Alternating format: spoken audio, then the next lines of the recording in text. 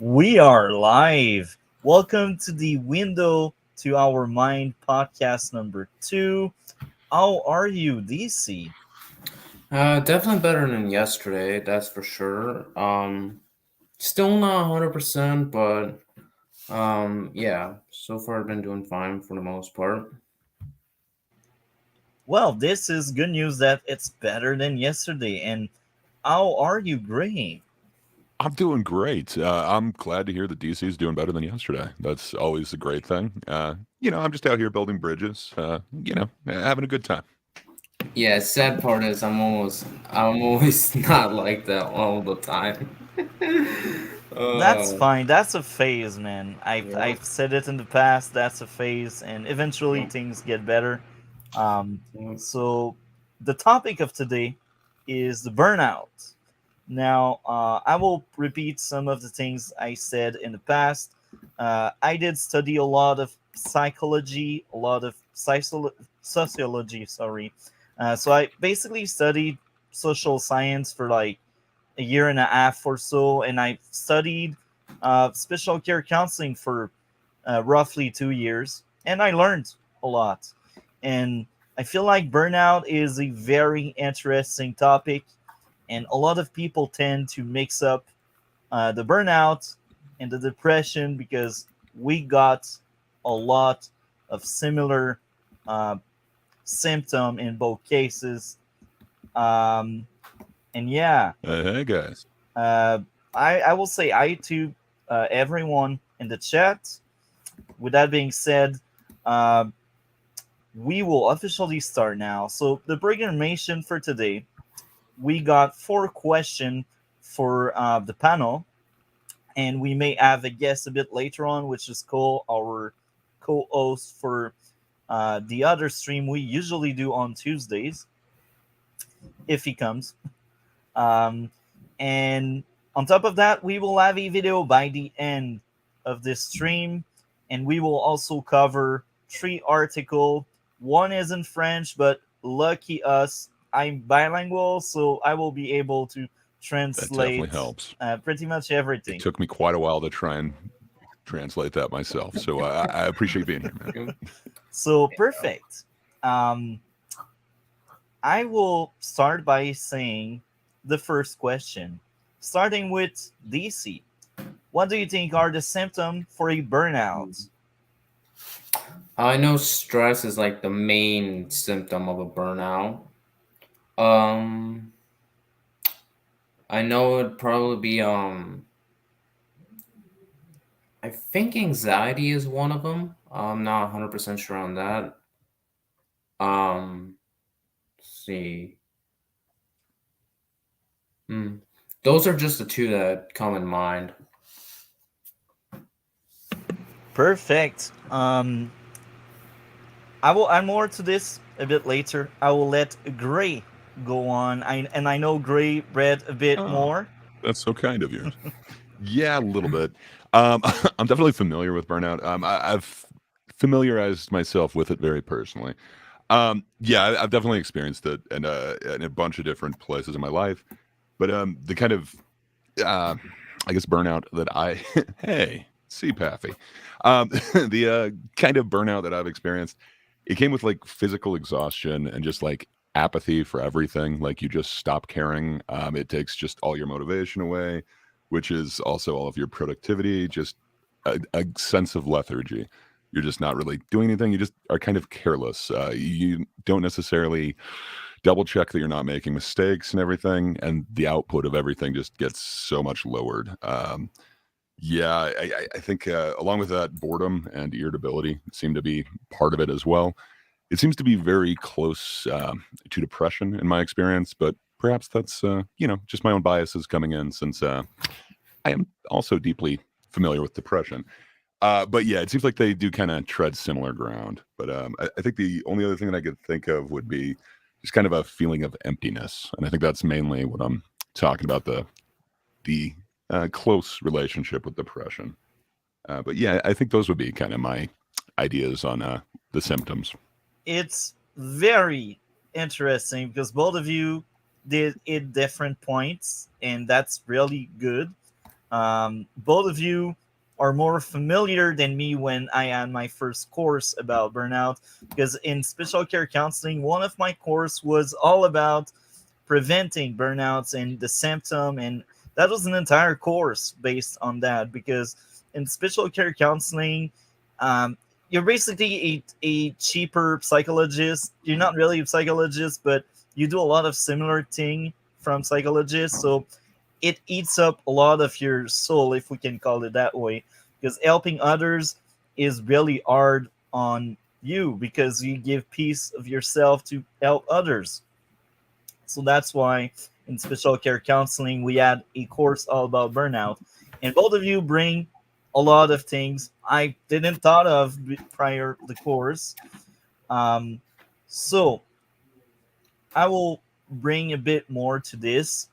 um, Burnouts, if you're someone that's usually on time, if you respect your schedule, lateness will be one of the symptoms. Because if suddenly, like after a few months or a few years in the same job, you suddenly stop caring about the time you arrive at work, because most of the burnouts are linked to work.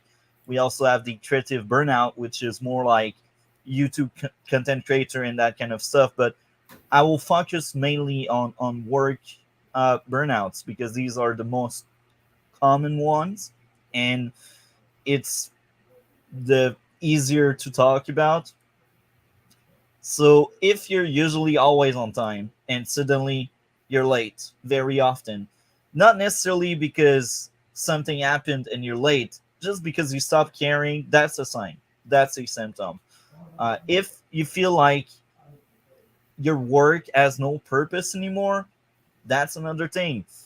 If you're like, yeah, I got work, and I'm like, it's just a job, I just need that money, and you feel like forced, and you feel like you're not really at the right place, and it's not as good. The people around you gets more on your nerve. If you become more moody at work than you used to be, that's another sign. Now there are some people that are moody anyway, so don't don't mix up too much things. Don't um, tell yourself, "Oh, I have a burnout because I have these signs." I think the best thing is to talk to a therapist. That's a very important thing. If you suspect you may be somewhere in the spectrum, and you're like, I'm really scared. I may live a burnout or depression or that kind of stuff. The best thing to do is go for therapy. Um, I know it may cost a lot of money, but it will help you out a lot. Now, these are a few things. There's much more to this, and this is why later in the stream, after the four question, we will bring the three article I was talking about. So, number two, why not giving away too much?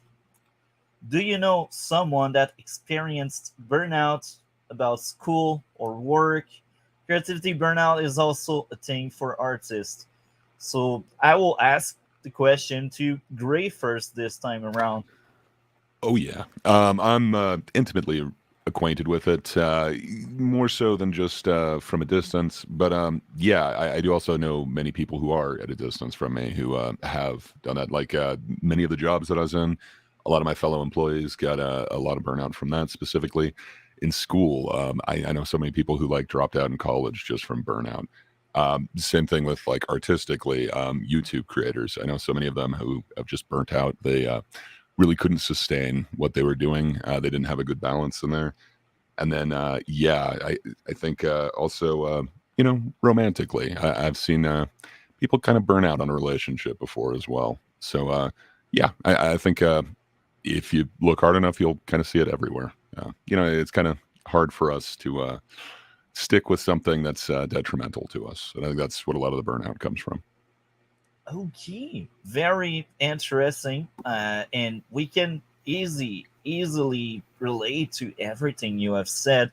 Now, coming next, DC. Do you need me to repeat the question, or you Uh, already have your response ready? I already have my response. I have not met anyone who has suffered a burnout. And some of the symptoms you just said, I'm actually more worried. It's more worried, like more with me because I've kind of shown those symptoms a little bit. Like I've quit caring about all the work I do at school. I've quit like being that social guy with teachers, etc. So I'm more worried if I'm gonna have it, but I have not even met a single person in my school who has suffered a burnout. So I may add more because you're wondering. Now I am no therapist. I already said it. I have background. I have studies around, so I know the topic, but I am no therapist. All I can say is maybe I got a question for you. Is school a source of stress for you? Do you have anxiety? Not necessarily because of the people there, but more because of what school represent, the work you put on school, and that kind of stuff, all of the surrounding outside of just people. Is Mm. school a stressing thing for you? Yeah, yeah, it is. And when you add these podcasts, it makes it a lot more stressful for me.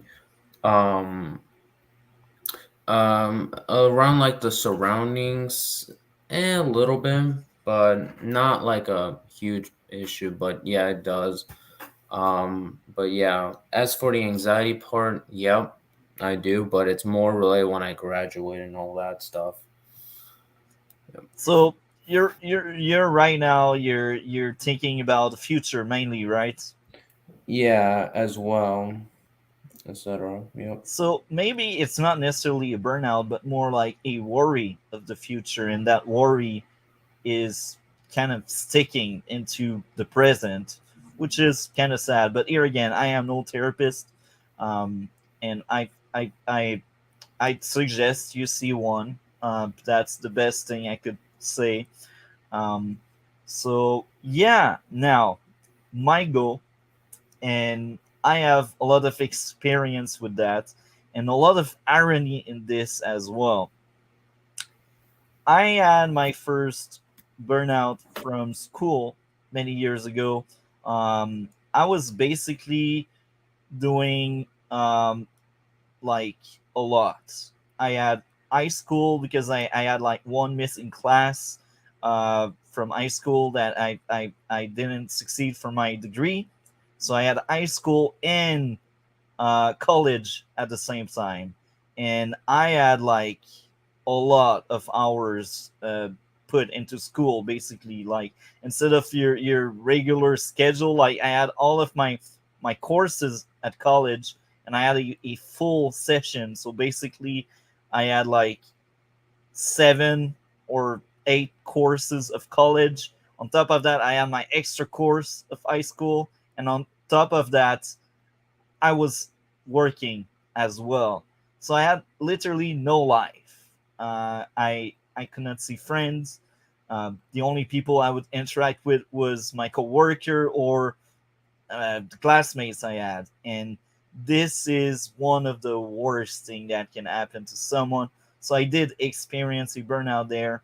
At some point, midway into it, I just dropped school. Now, this is a very interesting question. We are basically talking about burnout and our personal experience about burnout. And this is the topic for today. And last week we had the intro on Window to Our Mind. And next week we have another topic. If I remember correctly, next week would be red pillars. I And believe so. But yeah, hey, then. yeah. So welcome among us. We will talk a lot about personal stuff in the hopes that we may help people. That's the idea behind this podcast. I was like, if we share personal stuff without going into too many detail, we can surely help others, and that's the point of Yep. this podcast. Yep. Um, so yeah, I had a burnout from school. I dropped out, and at some point, only my job left, and I felt relief when that phase was kind of over, and I had free time for myself. I was like, man, I should have dropped these earlier, or I should have dropped a bit more to feel that relief earlier, and that's very sad. And now later on, I did a second burnout, and the irony there is it was much later in my life, so I had more experience with life in general, and that was after I had my course about the burnouts, and I had seen the red flags. I had seen it coming. I didn't do anything because my ambition was bigger than my desire for self preservation. And that did bit me in the back a lot. And that was like a very dark time for me. So I did experience a lot of that kind of stuff. And even today, like as of right now, I'm considering changing workplace because where I am doesn't suit me anymore. And this podcast and the other podcast, they help me a lot because I exchange with very nice people. So thank you a lot, Gray and DC. You're like my medication. Hey, well, thanks for including me in that. I just assumed, usually on the internet, I'm not called the nice people. So thank you. Yep, neither am I. So yeah, that's my experience with burnouts. I also know um, someone that experienced more of a creative burnout. Hmm. I wished it was there here, but something came up and he could not make it. Um, Oh, so so you're saying we might know somebody as well. So perhaps DC does know somebody who had burnout. yeah, Yeah, but that's like online. In my Oh, fair yeah, enough. I in mean, this isn't the real. yeah, yeah, in my personal life, I've never met people who have suffered a burnout like at all. Kind of assuming that means yourself as well, because you know yourself. Well, yeah, but because I'm in the podcast, I don't really count, but I get what you mean, but I'm not sure if I would count, but but literally you're going. also, without giving away too much, you're also younger than us, so it's also very normal. It's Yep. something you will see later in life because when we are younger, we deal better with stress. Sometimes we don't even know the meaning of stress until we become adults. I don't know Yep. how accurate Some this is people for do. Gray. Yep. Apparently, I've never dealt with stress well myself. But yeah, I've dealt with burnout in like almost every aspect of my life. So I think the first time I really felt it was in school, kind of like you're talking about. Like, I don't know, I was doing a bunch of like extracurricular activities. I think I was playing like hockey, lacrosse, football, and there was one other sport. Now I'm blanking on it. Anyway, like I just felt like I had like no free time, and then I was doing a bunch of like extracurricular classes and shit too. I felt like everything was too much, and I just wanted to just quit everything. So I went to the like counselors, and it's like, okay, I got to drop out. Like this is too much. I just can't do it. And they actually told me, like, they showed me that I was just handling stress really horribly, and I wasn't actually looking at things in a good light. But they also showed me that if I just took like 3 Saturday classes, I could just get the hell out of there like half a year early. So instead of dropping out, I ended up graduating early. But yeah, it was kind of interesting. But I would never have done that if it wasn't for burnout. And then professionally, in almost every job I've ever been in, at some point, it just gets to be like too much. Granted, I've worked in a lot of call centers, so customer service is not exactly, they just keep heaping it on you. It's quite easy to burn out. But I think the most significant and the last time it happened, I was working for this startup, and they were just having us work like ridiculous hours. We were trying to compete with Amazon, and it was actually going pretty well for a minute. And they asked ridiculous hours of us. We were working like sometimes you'd go in, you'd leave for like 4 hours, then you'd have to come back for like your next shift. It was really awesome because there was a lot of chances to like move up in the company, but yeah, it was just no work-life balance, and everything again just got way too much. And then they just kept heaping more and more responsibility on me, so I'd have to train these new people, and then still be on the phone. Like it was insane. And then yeah, everything just got to be way too much. I just could not take it. And then the final straw is that company actually got bought out by an even bigger company, so everything that we like worked for was just instantly gone. That really sucked. So by that time, I just had enough, and I just completely burnt out professionally. Um, I was going through a depression at the time too, so that might be the same thing. But yeah, it was very bad. It was like the lowest point of my life, and I had to really seek help with that. But I've had some burnout that wasn't nearly as bad. I used to do music a lot back in the day. Almost every band at some point that I've been in, you just get burnout. It's like I don't know. At one point, I was in kind of like a screamo band. There's only so much of that you can take. It just it builds, and with bands and stuff, you get like four dudes in a van, and it's just those personalities just kind of start to grind on each other after a while. You don't get any respite. Like at work, you get to go home. You don't necessarily see your coworkers. You have to like sleep in a tiny confined quarters with these guys. It got to be a bit much, and yeah, I just kind of hated the music we were making and everything that we were doing. So yeah, I think balance is the key there, and I was not doing any of that. And then I've definitely had it in like relationships too. There's been kind of toxic relationships I've been in where we just kind of keep doing this cycle that is very unhealthy for both of us. Fight for no reason, just kind of pick fights over tiny pedantic details. I've definitely got burnt out on those type of relationships as well.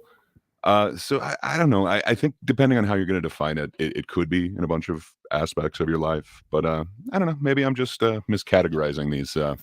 Just kind of getting fed up with the moment as burnt out. But yeah, I think we'll kind of touch on that next. But there are some keys to kind of avoid that.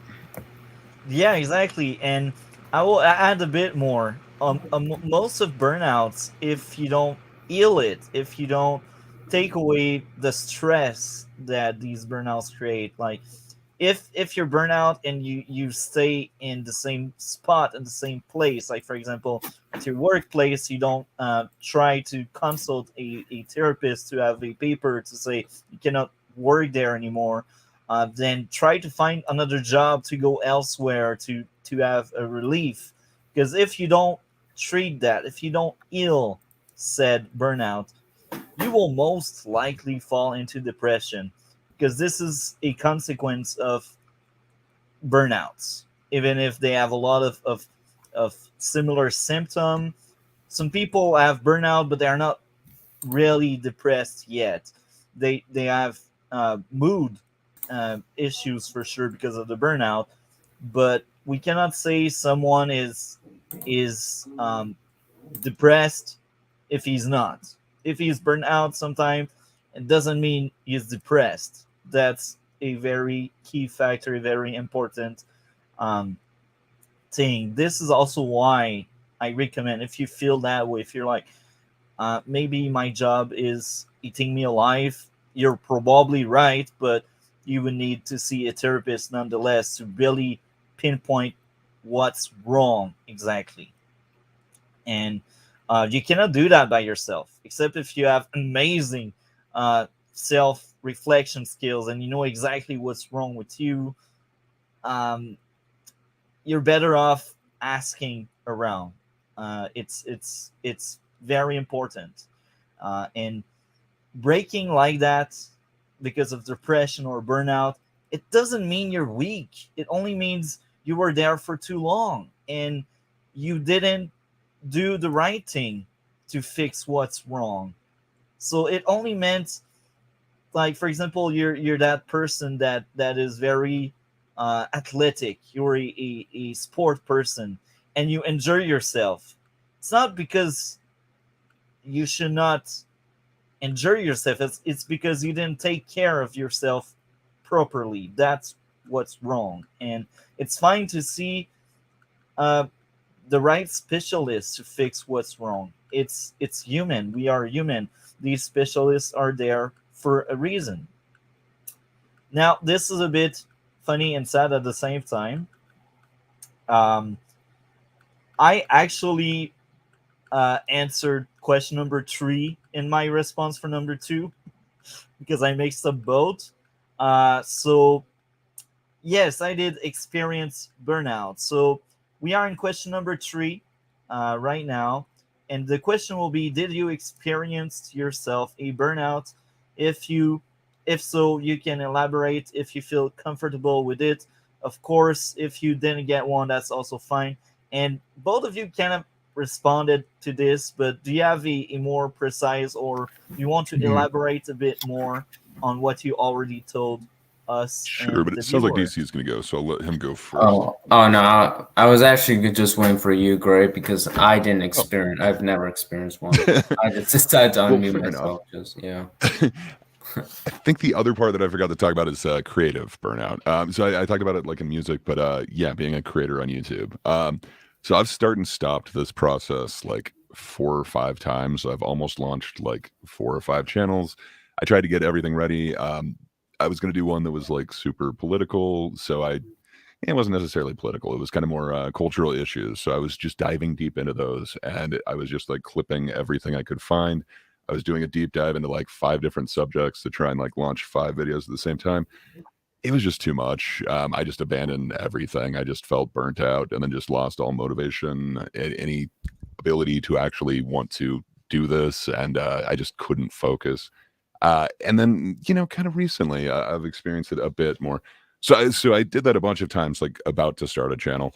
And then, when I had this channel, I kind of started focusing on something that I didn't like, and it got to a very unhealthy, I don't know, a level of tit for tat. Like essentially, I'd make a video about them, they make a video about us. We kept going back and forth. It was just really toxic, and it made me not want to do it, but I felt like I had to. I don't know. I just felt like this obligation that I had to keep going, but I had no motivation for it, and I got no reward from it. And it felt like I had to, constantly watch these people that I don't like that are saying stuff that is just annoying, and it just felt like it was eating a part of me. So yeah, I feel like very recently I've felt a bit of burnout. It was quite low. I was still able to make some videos and stuff, but yeah, I think kind of the recent events that have transpired kind of helped me look at everything I was doing from a different light. And that's kind of helped me take a step back, and just the perspective has really kind of taken that burnout feeling away. So yeah, I don't know. I didn't quite mention the YouTube one, but I've gotten a lot of burnout on YouTube from just researching stuff to actually working too hard on it to yeah, just being in weird fights. So yeah, I think it maybe I'm using it too loosely, but I've felt it in like every aspect of my life. And that's very interesting. Now, I can relate to what you said about content making. I actually have a second YouTube channel, and back in the day, I had more time because I was also working in a call center, which is very funny. Because in this call center, I could bring my laptop there, and as long as I would respond to the phone call, that's fine. And I decided at that point I got a lot of time, so let's create a second channel all about video games and stuff. Well, a specific video game I used to really like. I still like the game, but I was making daily content over there on top of all of the streams and the videos I was making on this platform here, Multi Topic Talk.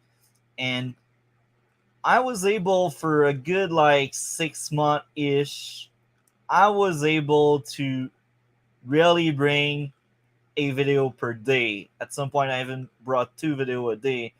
And then at some point, I was burnt because I was doing so many videos. So I decided, okay, I will update my formula. I will make like 5 video instead of 7. And that lasted for like 2 or 3 weeks. And I was like, oh yeah, I need a true break. So for like a month and a half, 2 months, I really stopped making any videos. And then I came back and I was just doing a few videos here and there. Um, so yeah, I can feel that artistic burnout, and I also add that on another sphere. I used to do French rap because I speak French as my first We language, and I did that for many years, and I wasn't that great, but I was like, I have great writing. My flow is like not as good as my writing, so I was like, I will make it up by adding these crazy texts. Um, so hey, hey. yeah, You're gonna have to show us your French rap someday. Like, this intrigues me, man. We're gonna have to break into the window into your mind and see this French rap. Eventually. So I used to like have a lot of projects. I got a lot of albums and EP out there. I got a bunch of projects, and like for 2 years I did nonstop music. I released like 70-ish song in like 2 years. That was crazy. Then Damn, I that's a lot, slowed man. down. Yeah, and then I slowed down the pacing because I was getting better and I was more comfortable releasing less because I was like, now it's quality over quantity. And now I took an official break for like the last year and a half because money wasn't as much there as it used to be. And the other thing is I have other stuff I want to do, like these podcasts, all the videos. So yeah, I changed. I will still do music in the future, but right now it's no longer the priority it was like 5 years ago or 4 years ago. I So really get that. yeah, eventually I will make my comeback, stronger and better. We're excited Anyway, for it. um, so now we are moving into question number 4, which is the last question before we dive deep into the three article I found. So, question number 4: what do you think could work to solve the burnout? If you had one, what did you do to solve the matter? And before you answer that, I will specify something important again.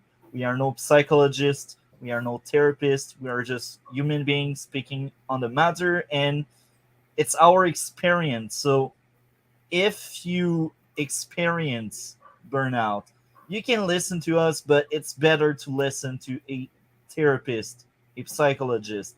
These people are have more tools, they know more stuff.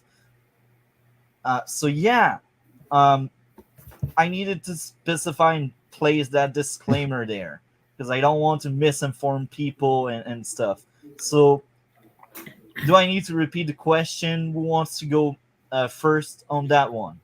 I'll go first because Yeah. obviously I did not experience a burnout, so I'll just give my thoughts, my ideas as to how we can like remove the stress of it.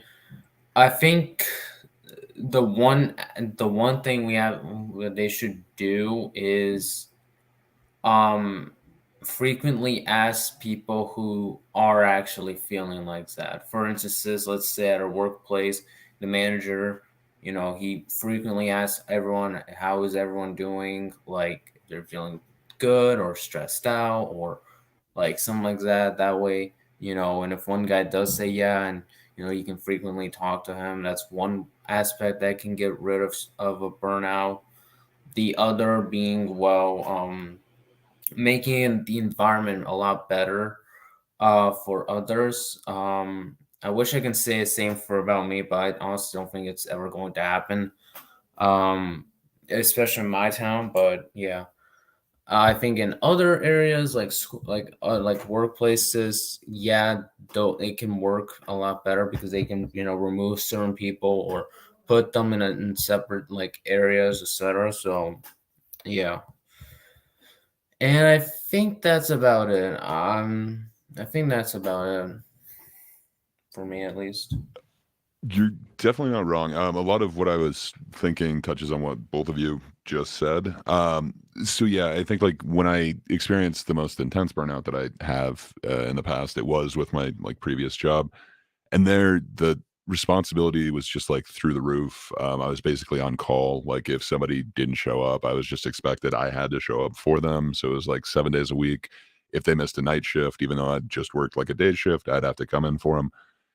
It was really bad. There was basically no work-life balance. There was kind of no positive leadership. It would be awesome if somebody did actually care and ask like how are things going.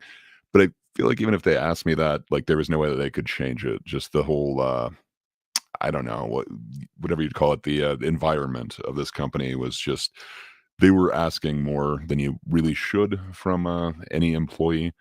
And yeah, it was again a startup, so they did try to reward us quite well, and the pay was great, but what they kept giving us was like shares in this company that was supposed to go public at some point. So, you would kind of complain that like, hey, this is too much. This is too much responsibility that you're putting on me. I can't do this and that other job at the same time. They'd be like, okay, well, let's just give you some more shares of this company. And then it never actually ended up going public. The actual thing just got bought out before the shares were worth anything. So I had like thousands of shares of nothing. It was great.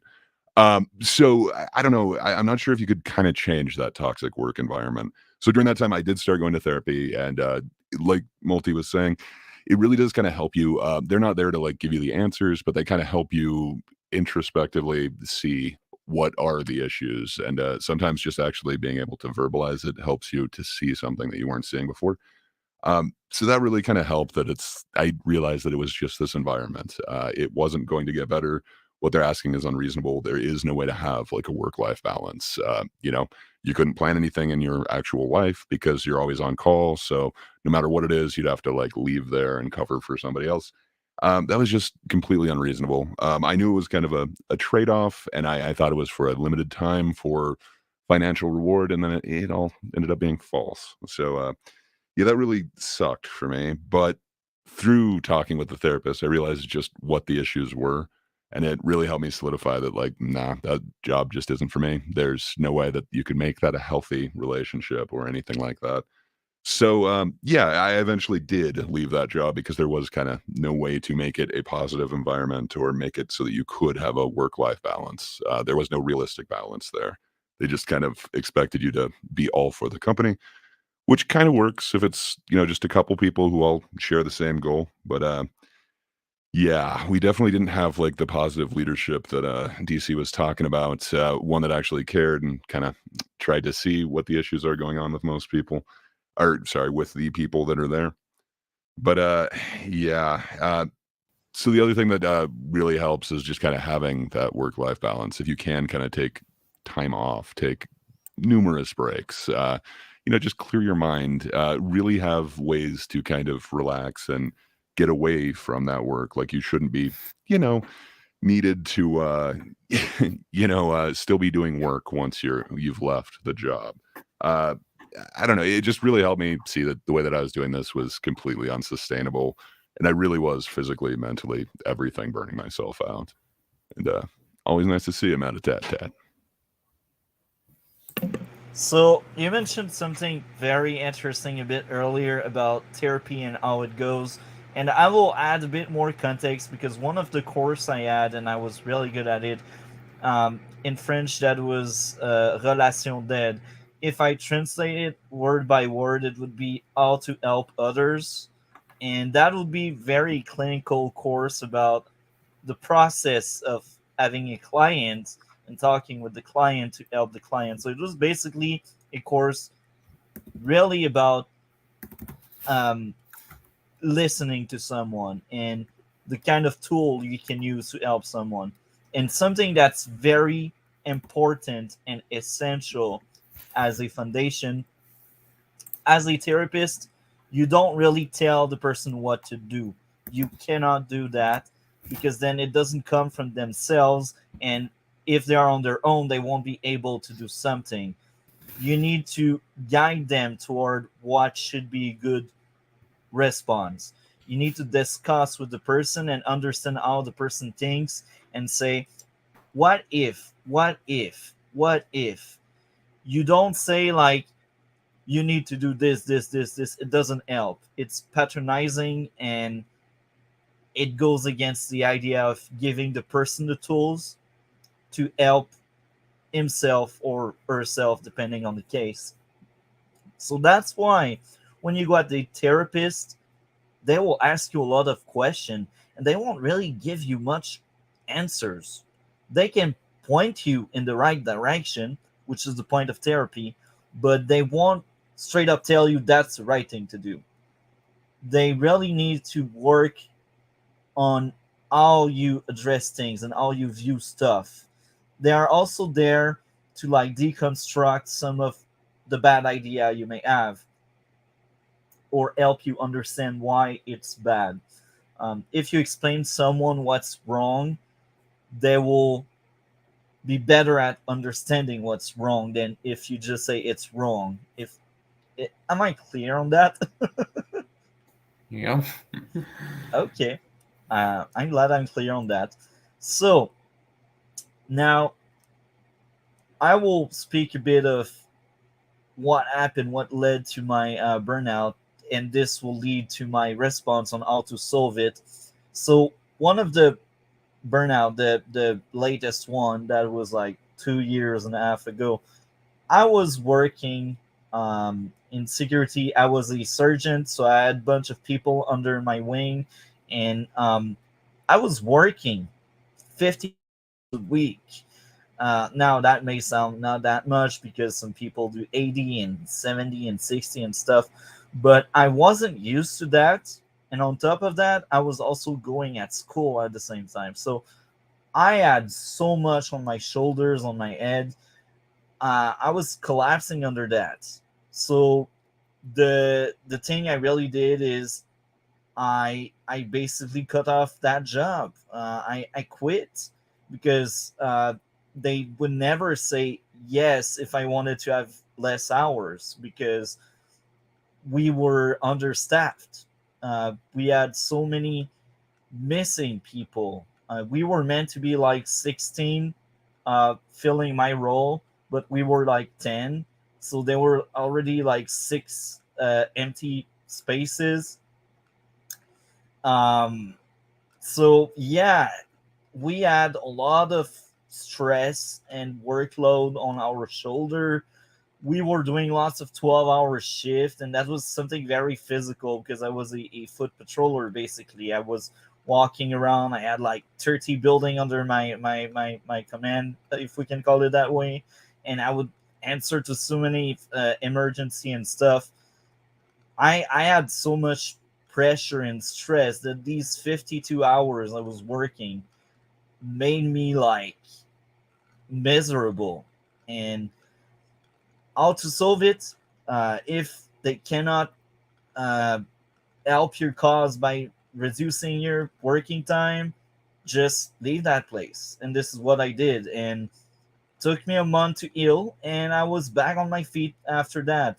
So like I'm not saying here be radical and leave right away. Like try to talk to the people and try to find common ground where okay, I will do less hours, okay, I will do less work, but it's a workplace, so not every places will try to find these common ground. They're like, we have that structure, if you're not happy, leave. That's the philosophy of a lot of places, and it's sad because that's the best way to lose people. Um, so yeah, the biggest guess is drop stuff, and you need to find time for yourself. You need to find time for your friend. You need to find time for stuff you like, because this is very important to keep your mood in check. You need de-stressor. You need source of fun. You need to and it's very interesting because that kind of stuff is also intertwined with depression. Someone in depression need to be surrounded by people that care for them. So the best answer is reduce what you can reduce. And if they don't want you, go see a doctor or something and ask for a paper saying you cannot work there anymore. Maybe you can have aid or something. Or maybe that paper from the doctor would force the end of your employer or anything. So these are my ways to solve um, burnout. And another way is to prevent it. So set boundaries with your boss if you can. And if you cannot set boundaries and saying, oh, I'm not working more than 40 hours, I'm not working these days or that or this, if you cannot set boundaries, think of another place you could go where they would be more lenient, because sometimes some bosses are more human than other, and you're lucky if you find one. And if you find one, like set your boundaries and make it clear. Setting boundaries really helps in a lot of things. Now, I don't have much more to say. Um, my response was quitting the place I was at, and that really helped. So now we got Cole. How are you, Cole? I'm glad to see you. Welcome, sir. Maybe he has microphone issues again. Oh no. Maybe use your It's awesome phone, you're bro. here, but unfortunately we can't hear you. No, I Oh, switched. Oh, you're there you there. are. Oh no, I switched back to the one microphone again, and it was working. And right as I unmute, it didn't work. That's That's too bad. special. How are you today, Cole? All right. I don't know That's how much I missed, but yeah, I probably wasn't gonna make it to the question thing, so that's why I just sent the one thing to you. you know that's very interesting because we were about to be done with the fourth question, but you're there, so we will hear about your response to the question from you. Okay. So we will start with question number one. Let me find it again. Where are you, number one? I cannot find it again. Oh yeah, you're Oh, right. What do you think are the symptoms to a burnout? okay. Well, I don't know if you read off my thing. If not, then I can just use that, I guess. But uh, at first, I just want to ask, what do you mean by that specifically? Like symptoms? Symptoms would be things someone can feel, things other can see. Oh Um, yeah. Well, I would say definitely. I mean, would say yeah, depression. It makes just like not want to. I mean, I don't know if it like gives you depression, but it pretty much acts just sort of the same as depression, in my opinion. And some people kind of confuse the two a lot. Just makes you not want to do anything. Stop your kind of creative juices from flowing. Kind of makes you just sit there isolated or staring into space or frozen into place. Just not really motivated to do anything at all. And yeah, I really do think it just happens when you try to force yourself to do things too much about balancing things out. And, it depends on things. And if you depend on things too often to kind of find enjoyment out of, I would say. Very interesting. You hit a lot of nerves right. So, do you have anything else you'd like to share about the symptom before we move on to question number two for you? No, nothing else. Okay, without giving away too much, do you know someone that experienced burnout about school or work? Creativity is also something that can be burnout material. Well, of course, I think there's many people who, experience it. I don't really see how that there isn't any like person who hasn't experienced it at least once before. It can happen with obviously school or even just as basic as playing video games they enjoy, or doing just academic stuff or creative hobbies. I think it's just something that I've seen happen to many people and many friends nowadays, and I think a big reason for it is because of how the world is built today with a chunk of people. A lot of people say having shorter attention spans, but 50-50 on that. Some of it is sort of true, some of it isn't. It's kind of misleading, but I would say just again relying on a lot of technology and other things to bring them happiness almost 24/7, which can be obviously an upside, but also a downside because of reasons which I'll get into later, I guess. But yeah, So, I I think will that is add a bit more to that question because you're the last one to talk about it. Did you, outside of just asking straight up or outside of him telling you, what were you able to see through that person? Did something came to you like that person is not feeling well, or there's something wrong with that person? And what would be that kind of symptom you could see and witness to say, oh, there's something wrong with that person? of course just a change in personality, just like being less charismatic, uh, more like I'd say just like I don't know how to say it exactly, like neutral face looking or bored, just like all the time, just not really like being in the mood for anything, and not doing things regularly on either online or in real life that they usually do as like a pattern. Yeah, very interesting. So the next question would be: did you experience yourself a burnout? If so, you can elaborate if you feel comfortable about it.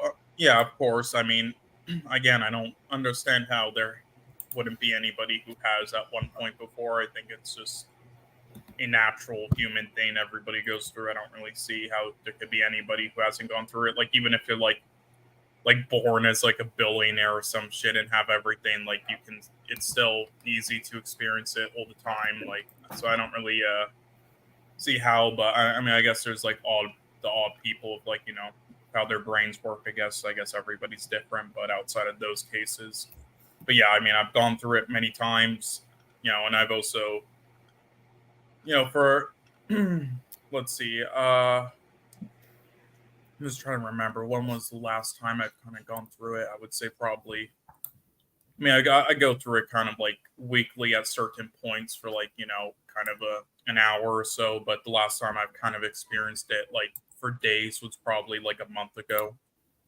when I was going through some things. But yeah, I mean, I've experienced it on and off for quite a while. And again, I think the main reason is because I have a bad habit of depending on small things like that and technology things for my enjoyment in life. And because I did it too often, like I just would watch for just one example, I'd watch just dozens and dozens of films per day, and even kind of force myself to watch many of them just to increase my total. And even if I knew that I would hate some of them before going into them, and yeah, it burnt me out completely, and then made films non enjoyable. And then the same thing went for like video games. I would just play a bunch of bad ones purposely for reasons and because they were free. And when you try to just like fill your life with nothing but this outside of work, then you eventually get tired and bored of it too. Then you have no enjoyment left because there is little else that gives you it because that was what give it was giving you it before. And if you try to do the same with other things, too much, then you'll eventually get there as well. So you should definitely never try to do that in life, and you should never depend on things happening either, or else you will be miserable and never happy. Like for example, I know there's a lot of people who had their graduation during COVID time canceled for obvious reasons, and then they had to do it online, and a lot of people really miserable about it. Like, oh my god, I waited my whole life for this moment, And I would say just like don't sweat it. Like take it for what it is, and it's just some stupid in-person graduation. Who cares? It's nothing as big as you think. Like all academic things and events are really not as big as you think. Just take it for what it is and realize it's nothing serious to be disappointed by. Like you can't do so or like depend and visualize these things happening, or and if they don't, then you'll be miserable. It's like you just should try to stay away from like doing that stuff. I would say, just you know, go with the flow. It's the best way I would say it. Well said. Very interesting. I like your response a lot. Well elaborated. I enjoyed that a lot. So, next up would be: what do you think could work to solve the burnout if you had one? What did you do to solve the matter? And here again, before you answer, I'd like to precisely say we are no therapists. So, just keep that in mind. So, move on, Cole, with your Yeah. response. Well. Yeah. Well. Yeah. You kind of posted it in the chat, I think. But again, I just think you need to obviously take breaks from everything, even if it's stuff that you visualize as breaks, and from like with the internet and stuff you need to take breaks on, and other things you might be doing in your free time, and just try to mix it up, try to do multiple different things, and go for walks, maybe do other errands in your free time, maybe work out to release like tension and other things, and chemicals or whatever, try to like balance it all out, I would say, because that's the main thing. Like when you were younger, you did loads of things, different things, and so it made it so when you did something that you really enjoy, you were really never burnt out. But once you get older and you can do it for however long you want, that's when the burnout comes in. So I would say just try to like mix it up, and also just to add as like another point for something that can actually surprisingly help. Stormy has said this tip before, and she's kind of like, I believe, like a therapist, or she does stuff with this. But a tip is it's actually pretty good to put all of your technology devices in another room and under a blanket and close the door or something when you go to sleep, and then to like read a book or something with like a drink before falling asleep, because that will actually do is it will like any I forgot what they call it, but there's still like something like, I don't know, not radiation or something, like some sort of like energy there that, like if you like go to sleep and your laptop or like phone is like right next to your head on like a table, then it will affect you. But if you do something like that and like eliminate all of it, and then also not stare at a screen right before you go to sleep, it will help you feel better, get more sleep, and actually feel less burnt out, and also feel more energized and so on, with like I don't know what they're called, like chemicals or something in your brain, kind of like dissolve Serotonin, and I believe. yeah, If I remember yeah, correctly, that's serotonin. yeah. But so yeah, that's yeah. I mean, that's kind of like tips, and then just one interesting thing that maybe people should try more often. But yeah, That's awesome. Perfect. Can I ask, Yeah. what does tucking the phone under a blanket do? I understand like putting it in a different room and everything, but like I don't know. I can't say I've ever well, tucked I my think phone in. yeah, it just like kind of, I guess it's supposed to like help just like with closing the door, then after like eliminate like all of it or something like. Like again, I'm not an expert on that, and this isn't for me, but it is something I've heard from people and Stormy, so I figured bring it up. But and I have been trying it recently, and I have felt less tired and more energized when I then wake up. So Nice. So now, I uh, was just interested, but yeah, keeping the devices and everything away definitely seems good. I got an issue with my mouse for some reason. It froze or something.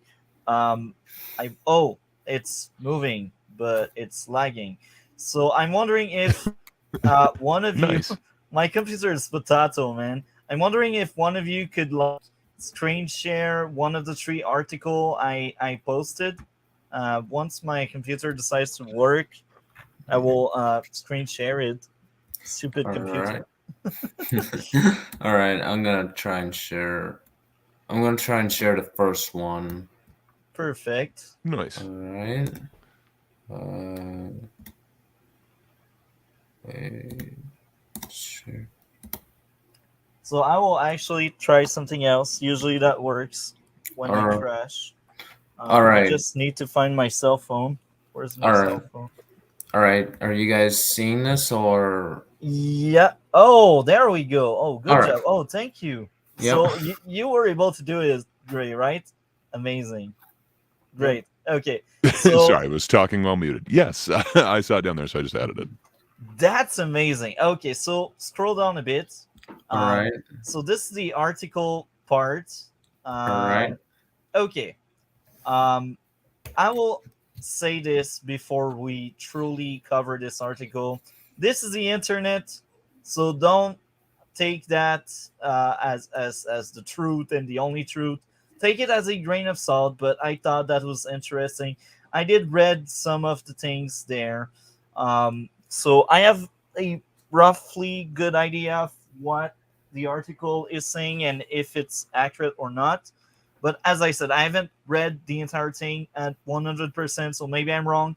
And if I'm wrong and I notice it, I will debunk some of the things that basically doesn't work. Okay, so um, we will skip the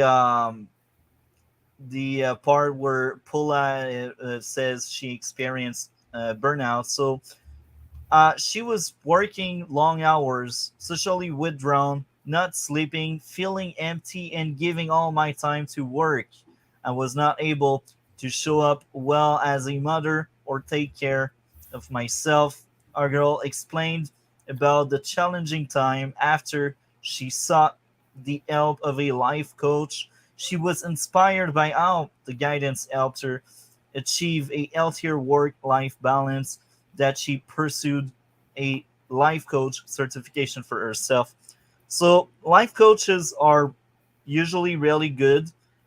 They can tell you what you can do to improve, because they're not there to be cool with you. They're there to make you better. Most of the time, it's like a gym coach. The gym coach is there to tell you you eat crap, so you need to change your eating behavior.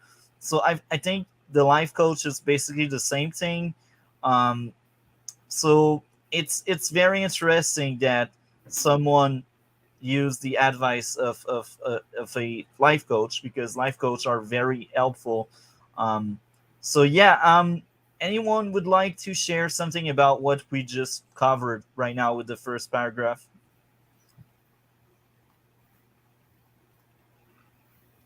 I'm not too familiar with a life coach, but yeah, it definitely sounds like it would hit along a lot of the same kind of common ground as like a therapist. So it seems like it might help you kind of realize, by kind of explaining to them everything. Sometimes just verbalizing it kind of brings it to the forefront, kind of lets you know exactly what the problem is. So it sounds like it'd be helpful. Okay, so I will let someone else take over a bit and read the second paragraph and interact with it. The main reason is right now I will try to fix my stupid computer. All I right. truly hate my computer. All Many right. of us can probably say we've experienced burnout at some point, as the stress of work or even home obligations can overwhelm us and cause us to be exhausted and apathetic and chronically lose sleep. Oftentimes, we feel better when a big project ends or we're able to take a brief respite from the office.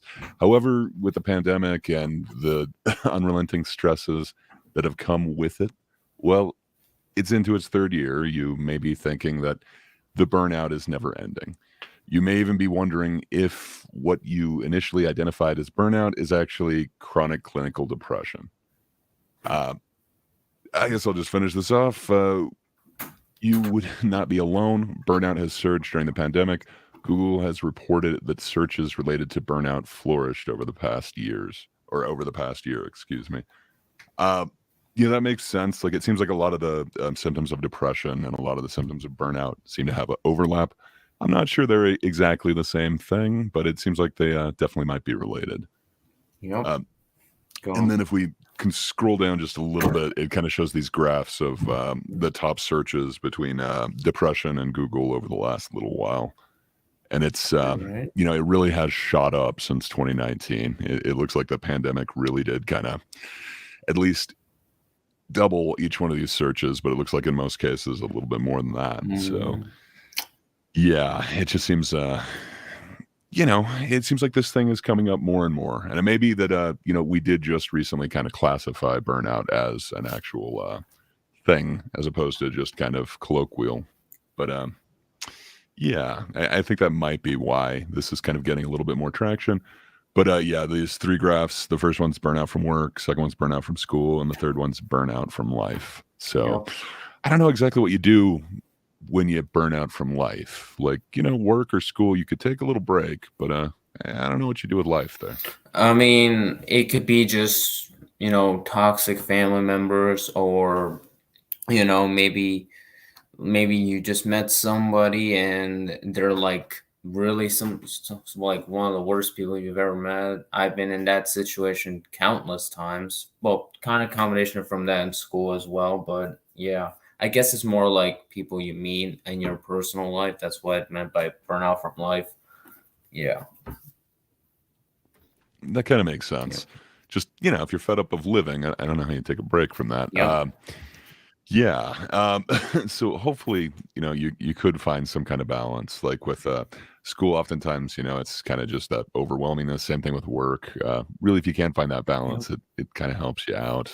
But Yep. yeah. So right now I'm back, fully back. Hello. So Nice. Congrats. I will screen share myself so I get better control. I like control. Sure. All right. Sure. All right. Thank you a lot, guys. You did amazing despite me having some technical issues. Yep. Don't tell me Yeah, we tried to vamp. Okay, I thought I would freeze again. That computer is potato, man. Potato. I feel your pain. Yeah, I almost experienced that right before we started as well.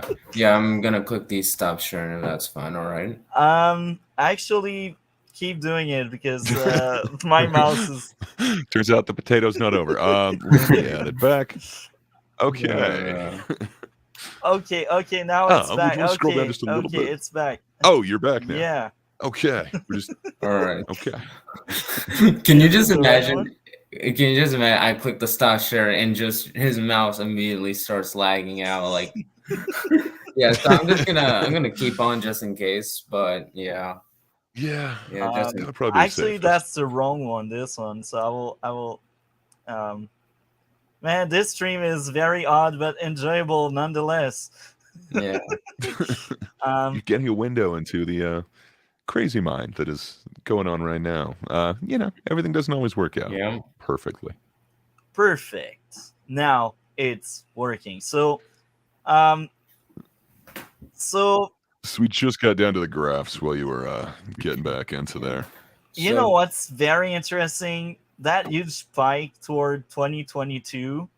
Um, But that's burnout on life. So what exactly do you do to take a break from life, or how exactly do you get a balance on life? That's actually a great question there. My only guess is people are like fed up with the relationship, I guess. But then just maybe, I don't know, man. I'm speechless. How can you be fed up with life like that? I understand depression, and I kind of know what kind of stuff you can do, but fed up with life, it's like, okay, maybe it's your love life, I guess, because I remember seeing a lot of statistics saying that a lot of people became more violent, and lots of couples and wedding were crashed because of that. So I can only assume. I guess that kind of makes sense. Like you'd be kind of in close quarters, confined, where maybe you'd have space and a little bit of rest between. In a perfect world, but yeah, with COVID, so maybe that kind of makes sense. But I don't know. Isn't it like a year out or something now? Shouldn't it have kind of? Yeah, I guess this is 2022, not 2023. I feel like 2020 is Never like mind. missing there. They just purposely skipped it. Yeah, and they had to. Well, the year kind of didn't exist. 2019, 2021. They just purposely like skipped that one. Like. So I guess the best way to not be burnout is try something new. Like if you always eat the same thing, try to mix up things. That's the only guess I can have to be like to change your life, like do something different. But here again, I'm no therapist, so maybe I'm just crazy. But that's very interesting. Okay, so burnout versus depression. I'm wondering what they mean by burnout versus depression. How we separate the two things. So apparently, it was like just a big search at the time. So they're just kind of showing that it spikes a lot. That people were wanting to know the difference between the two. They do seem to have some overlap. Maybe we will have another guest. I was distracted a bit, but I think someone will pop in. Nice. So mystery guest. Yeah, well, you guys already know him. He was there last week for Ashoka, and I think he will be back a bit later. So yeah, I got distracted, and I'm easy to distract. I have ADHD, and this is a real thing. Without the hyperactivity, I'm still very easy to like lose. My attention is very limited. Yeah, I mean, there are some people we'll keep who you have on tried track, to say that ADHD isn't a real thing. These people are stupid. It's a thing. Yeah. Probably just never experienced. Yeah, pretty much. Like even I'm a little easy to distract. Not like super easily, but a little easy. But yeah. Like some cases are treated with medication. Um, Yeah. so okay, so um, Link as the one in what I'm answering him right now. Um, Nice. okay, okay, so we are now at what is burnout. All right. The World Indeed. Health Organization defines burnout as a condition but not a disease caused by your occupation, which went back to what we mentioned earlier, being like music, work, school, all that kind of stuff. And as I look at that, I don't really see the stream. So if someone comments in the chat, Gray or DC, I trust you to like Yeah. pull the Yeah. comments so people can see it. All right. All right. Okay. Do you want me to stop sharing from my screen or? Yeah. For All now, right. we are fine. Yeah. All Uh, right. more recently, more and more people are starting to attribute burnout to obligation outside of the workforce, which is accurate. I will ask the Ooh. panel. Am I right to say it's accurate and it's true what is said? Yeah. I guess I hadn't thought about like the next line, the parenting or caregiving, but yeah, that seems like that would be a huge obligation. You know, it is kind of like a job. You know, Yeah, sans pay. But yeah, I don't know how exactly you take a break from that or get like, you know, balance in parenting. I It seems like you've got to always be a parent. first of all, I got two response to that. Well, actually, I will develop on that. I think there are rises of that case caused by all these proud single mother. Um, this is Hmm. why I strongly believe in the two parents household, and I specify two parents. So if it's to father, it's fine. If it's to mother, it's fine. But I also said in past videos that if you're to father or to mother, it's still very important to have the other gender play a role as a father figure in the background, like an uncle, a aunt, or something like that, because both gender are as important as each other for the kids. So two parents household are one way to do it. Like, for example, mommy or daddy bring the kids at school. Uh, for example, I will give you a good example. In the morning, daddy decides he wakes up, he brings the kids at school, and then goes at work. Then in the evening, the best way to prevent some kind of burnout is to let mommy uh, go take the kids at school or at the daycare or something. So separate the task. This is why I think two parents household are much better and healthier, because both parents won't be overworked. And of course, sometimes it's not perfect. One of the two parents does more than the other, then you need to talk to the other part of that couple. Um, so I'd like right now. I am I am in the chat. Um, so this is a very valuable comment. Thank you for sharing that, Matt. I feel you a lot. Um, okay, so there you are. We got our guest. Let's welcome Advanced Warrior among us. Right now, we are Welcome, sir. talking Hello, everyone. about how are you, Advanced Warrior? Not too bad. I got some good news for me. I'll be able to start working tomorrow, which I've been out for a month due to an injury, but pretty good. Just gonna start making money again. That's amazing. That's awesome, man. I'm glad to hear that. So, to place you in the bat with us, right now we are covering three articles, but right now we are mainly on the first one. And after that article, we will ask you four questions. I already asked the rest of the panel these four questions, but right now we are covering this article, and we are mainly talking about what is highlighted right now, which is such as parenting and caregiving. So basically, it's burnout and some parents they feel burnout, and it's a real thing. And right now we are discussing about possible solution, but here again I specify we are not specialists there. um, okay, Cole, I see. uh, Thank you very much for joining us, Cole. You were amazing as usual. uh, Take care, man. Have a great one, and we will talk later, man. Yeah, you too. I hope everybody has a good day. Uh, Better than mine. What happened earlier, but I see. you know. All right, have a good one, Cole. Hope your day goes Yeah. well. Always good to talk to you, man.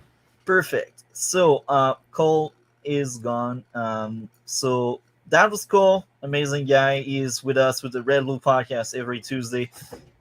Anyway, right now let's keep reading on that article and talking about parenting and caregiving.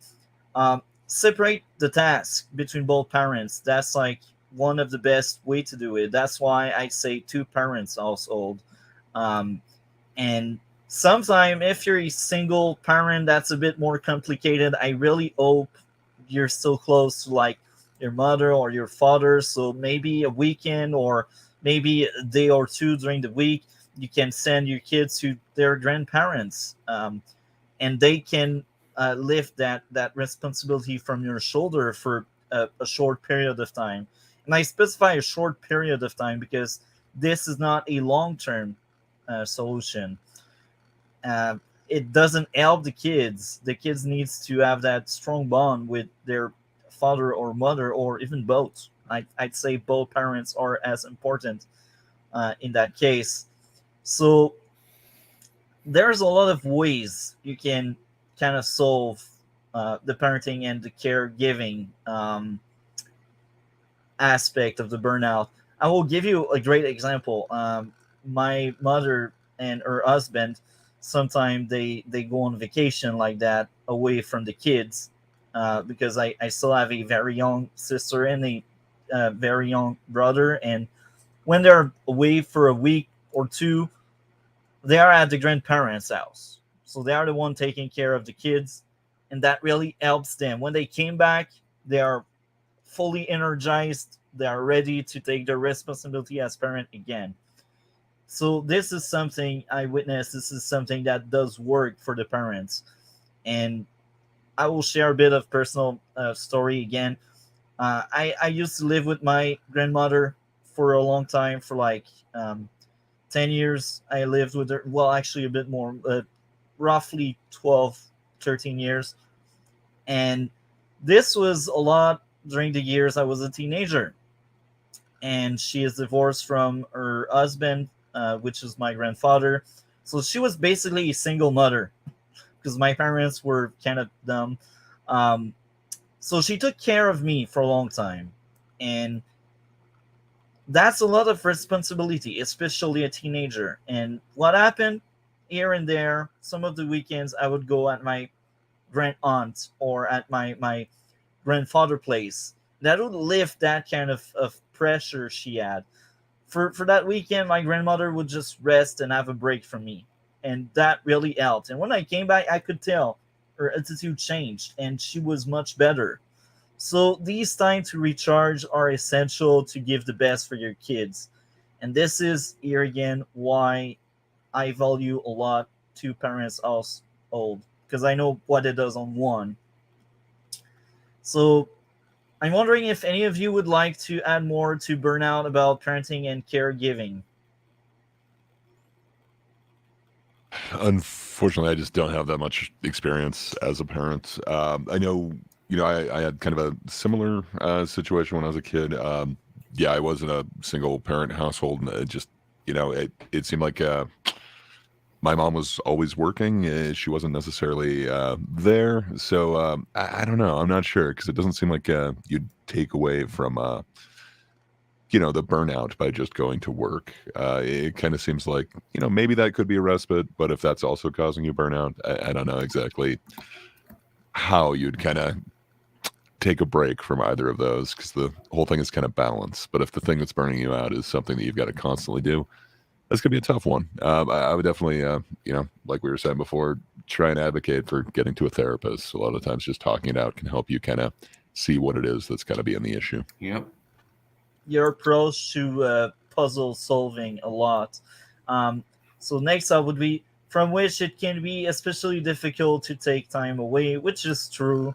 That may be making it harder for people to differentiate between burnouts, depression, or a combination of both, because these things happens a lot. As I said, if you don't heal a burnout, you may end up having depression in the end, which is really sad. And that depression would be caused by burnout. But even when you heal that burnout, that depression may still stay because you didn't really heal both things. You only focus on healing one of the two.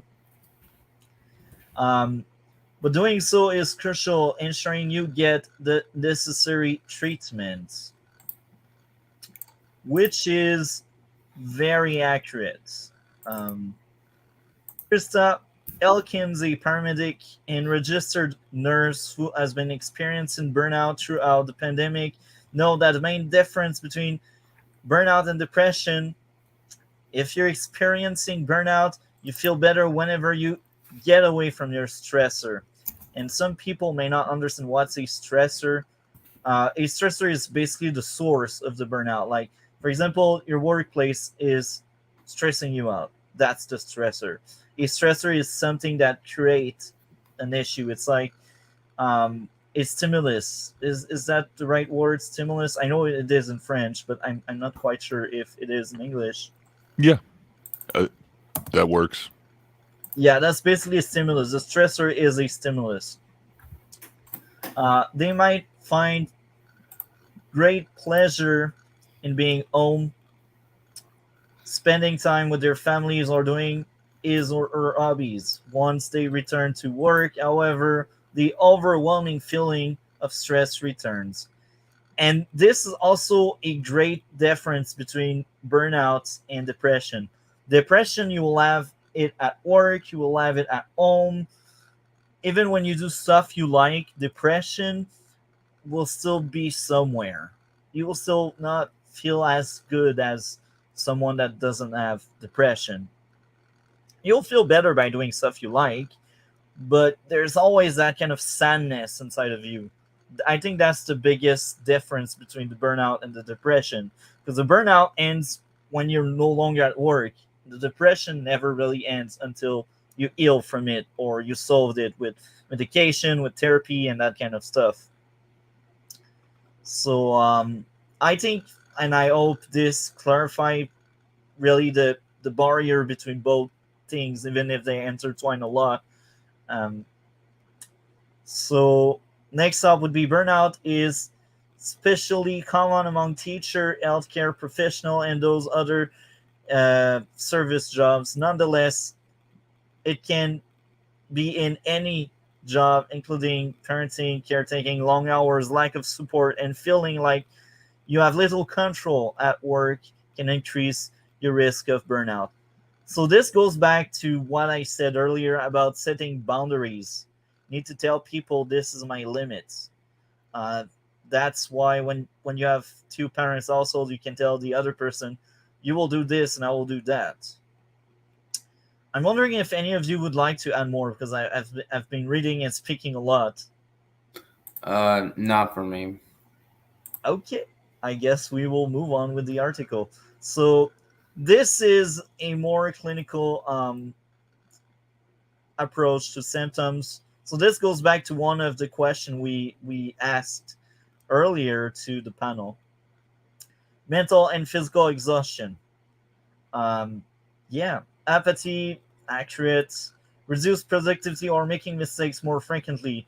And this goes back to me saying, if you're the kind of person that's always on time and suddenly, like, the last few days or the last few weeks, you're no longer as much as time, you have lateness and that kind of stuff, these are other symptoms.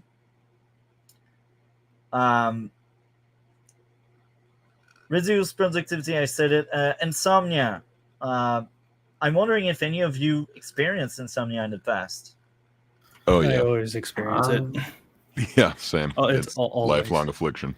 Yeah, Um, don't know that that's from the burnout. Just I suck at sleeping. I will ask DC now. I think DC has something to say. yeah, I'm not 100% sure. I mean, I used to think I did, but this was around 2021, like in June. Like, I had like very difficult time sleeping. Like, there were many days I could not even sleep, but at the same time, I was thinking the same way when I was having trouble sleeping as well when I went to school at the time. So I'm not sure if it is exactly insomnia, but I did at one point. I had a very difficult time sleeping a lot.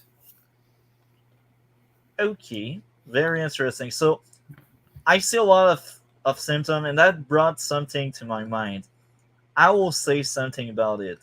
Um, if I remember one of my course correctly, maybe I'm wrong, and maybe this has changed because that kind of stuff does change a lot throughout the years.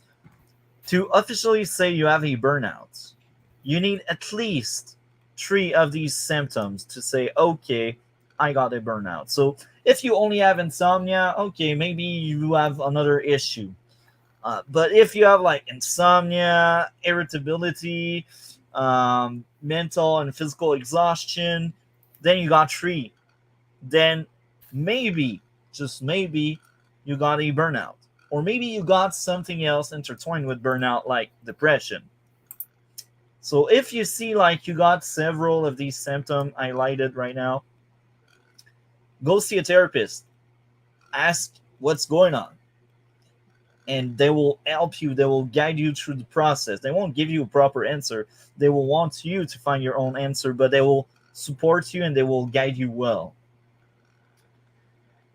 Um, okay, so this is a very interesting lack of compassion. That's actually very interesting. Um, I didn't remember seeing that one in the past, but I guess yeah. Irritability, of course, very moody, like easy to trigger, that kind of stuff. Physical pain, such as headache. Yeah, okay. Burnout treatment and side effects. The best treatment option for burnout are to alleviate the stressor. Um, so I'm not quite sure of the meaning of alleviate. Can someone Uh, yeah, shed light? basically like get rid of, lighten, take the load off of. Yeah, Okay, it says it in the next sentence. It's like an example would be like, if it says right there, if their job is a stressor, then quitting the job is is something that could work. yeah. Yeah. So that goes back to what we said. So we were not crazy when we talked about it before the research. No. I just haven't. Maybe I have had one time where I did end up like quitting a job because I just wasn't feeling it. Because normally I don't do that, but now I'm just remembering all the jobs that I went back through, and there was one that I had, and yeah, I was just like I wasn't like really too happy with the hours. I wasn't really, motivated to do the certain work that I was doing, and I didn't want to like, just like half-ass it, and because I feel like that would be like disrespectful to the people who are, willing to pay me for my time. But yeah, I did remember that I was just kind of like, okay, I can't do this anymore. So one day I just quit, and I actually did find a much better job afterwards. So I guess I can say that this is accurate for the one time that's happened in my life. Sorry, Jeb. I don't think I have it set up quite right. So let me find that really quick and I will read that. Yeah, always. I'm sorry, Jab, as well. I have no clue what you're talking about, but I guess Gray has an idea. So we will let Gray search through that. Thank you for sharing, Advanced Warrior, and yeah, you will have more chance to talk about that because this is one of the question we had for today. Um, Okay. so you will be able to elaborate a bit more. So the next step would be, in other words, quit their job or find a different line of work or ask for reduced hour. This does help a lot. She herself is transitioning out of the medical field toward writing after experiencing burnout. Taking her advice is easier said than done. That's very good. Like, it's wanting to know you have a problem, you have an issue, uh, and it's another thing to do something about it. And this will goes back to my own diet I'm doing.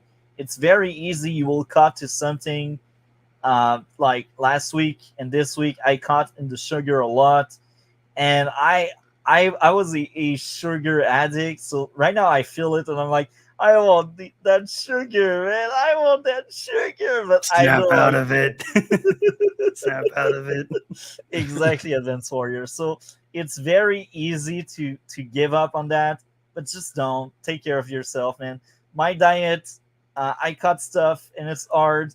I this week I decided I'd start cutting in the portions, and I'm hungry all the time, but I need to suppress that feeling. I want to lose that weight. Once I get more in shape, I can work out again and eat normally again. Um, but yeah, that's very easy to say something, and it's very hard to do the thing you said you do. Next up would be, if you can't or don't want to leave your job, you can also try to find ways to take more breaks, work with your superior to create boundaries, what I mentioned earlier, and improve your working condition, or ask friends and colleagues for help. Um, yeah, this is on point. So far, I think this article makes a lot of sense. I don't know how much that person researched prior making it, but I will say it makes a lot of sense. The CDC suggests making small changes, like setting aside time to mediate or catch up with friends each day. Sorry about that. Um, okay. Another very interesting thing people may uh, mix up with burnout, depression, and there's much more symptom to it, because this is a illness that can last for a long time, and there's also much more knowledge around depression than burnout as well. So, Gray, were you able to find the stream elements of that? So unfortunately, my computer is like a potato. It's just giving me like a white screen. It will not proceed. Like I've tried logging into Stream Elements like 5 times. I thought I had previously got it fixed on my account, and then since we linked them, apparently it's yeah, it should have auto put it in the comments, but for some reason it didn't. So I'm still working on it. Let me try for my phone. Maybe that'll work. Okay, so we will keep going with this. So, like burnout, depression is characterized by fatigue, lack of interest in activities you once enjoyed, and a host of physical symptoms. The main difference, expert says, is that the symptom persists even if you're taking a break of your stressor. Going back to what I said earlier, what I said earlier was basically um, burnout. Once you're out of work, uh, you cannot heal in quote, and it goes back only when you're back at work. And depression, you don't really heal without therapy, without self-reflection, without proper care. Um, so that's on point. To be diagnosed with depression, you need to consult with a physician. Over the course of 2 weeks or more, if you feel any of these symptoms nearly every day, you may be suffering from depression, according to the National Institute of Mental Health. Okay, very interesting. So now we see a bunch of symptoms, and this goes back to what I said earlier. You need at least three of these symptoms before saying you really have depression. And even there, I think because it's depression, maybe you need a bit more, because depression does so much. And it's coming from me that did depression in the past, as I shared on past streams. Persistent, sad, anxious, and or empty mood. feeling of hopelessness and pessimism, irritability, feeling of guilt, wordless or helplessness, loss of interest or pleasure in hobbies and activities, decreased energy or fatigue, moving or talking more slowly, restlessness or having trouble sitting still, difficulty concentrating, remembering or making decision. Because this is a lot of the brain that is involved in depression. So that's why that kind of stuff is it, because the brain is sick basically. Difficulty sleeping, early morning awakening or oversleeping, appetite and weight changes or both, thought of death and self harm, um, ashes or pain at atch, cramp, digestive problem without a clear physical cause that fail to ease even with treatments. So you need at least three of these things to say, okay, you It got a does seem like there depression. is some overlap between the two, like you were kind of saying. It does seem like they could be kind of, related, but yeah, it seems like they're definitely not the same. Uh, sorry, I just saw Jab Have you seen the second comment in comment? there. Do you want me to? I did, but I actually have his actual comment now. So Okay. let me read his second one. It's fine. I basically just call you a mustard lesbian again, which is true. His comment is the mustard lesbian killing it with the content. Keep up the grind and entertainment. Thank you, Jab. You were the man, sir. Okay. Thanks for the nickname. Okay. So yeah. Um. I Next think I up might would need to see be. a physician. It That is was like more normal. than 3 for me. Yeah. You say you have more than three, bruh. I feel like I have more Yeah. than 3. Do you not associate with like all of those? I've never spoken to a physician or anything. Really? There's a lot of things that I think I have, but I've never really gotten the chance to talk to anyone about it. Maybe you should look around for therapy. If I had time, because right now I just Yeah. have like other priorities. Yeah, but I think what helps your case, you said you have a lot of priorities. Um, you keep your mind occupied. So maybe the symptom are just unhealed scars or trauma or stuff that is going on. Um, maybe you have different uh, illness altogether. That's also a thing because a Maybe. lot of I've never oh, said that I like have been officially diagnosed with depression, yeah. but that list of symptoms, I feel like I could relate to definitely more than 3 of them. If you're relating to that, you might be a part of the club, sir. Yeah.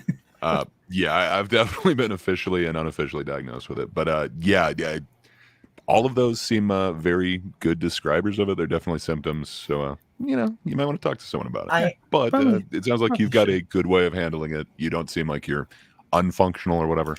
That's kind of the point that I got to, where it's like I needed help. So Yeah. Yeah, I will probably. you add might have a better coping mechanism. I will add a bit more to this. When I say tree, like it's fine if you feel all of these uh like today I feel sad or anxious, but tomorrow I no longer that and I just feel pessimist or irritable and that kind of stuff.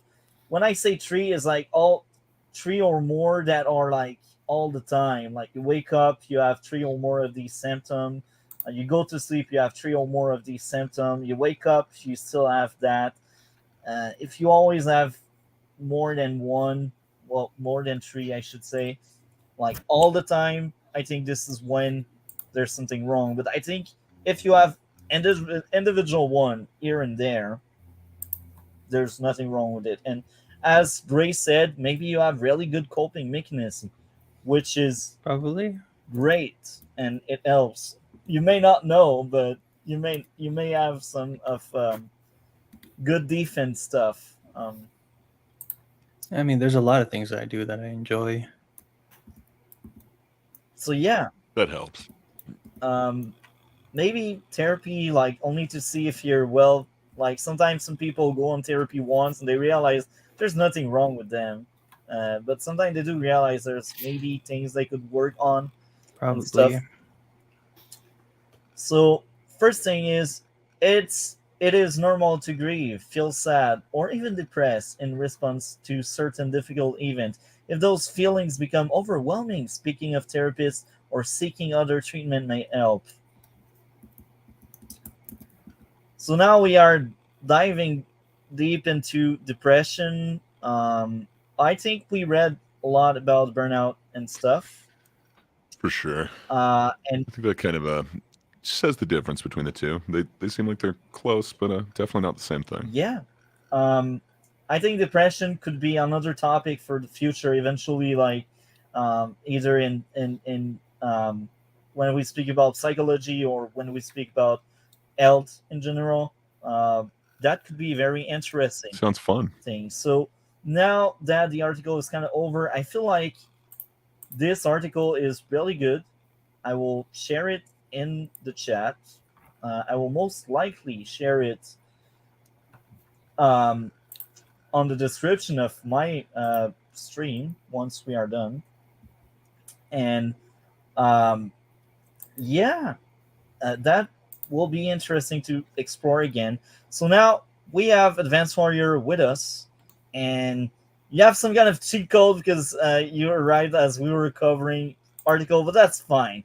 That's fine. So I got 4 questions for you. These Oh, 4 questions we already answered, us three and Cole when Cole was around. So question number 1: what do you think are the symptoms for a burnout?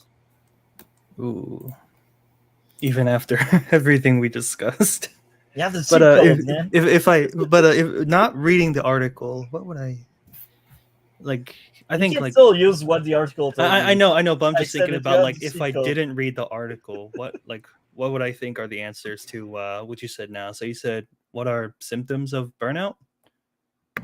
Exactly, yeah. I think lack of motivation is definitely a big one. When when you like maybe you have like a goal in mind saying like I'm gonna do this, I'm gonna do that, and the next thing you know you just end up not doing it. Maybe you just want to like sit down or lay down, kill some time, and even after that you get up and you just still don't feel like you want to do it. I think that's definitely a big symptom for burnout, just not wanting to do it. Very interesting. You can give more if you want. As of now, that's what I have. That's all I got. Okay. Number 2: without giving away too much, do you know someone that experienced burnout about school or work or creativity? Do you know someone? Mm.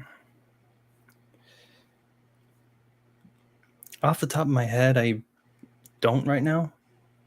Okay. Or like maybe someone has, but they've just never brought it up to me. Yeah. I feel like that could be like, something that some people with burnout might end up dealing with, is just like not wanting to share with other people.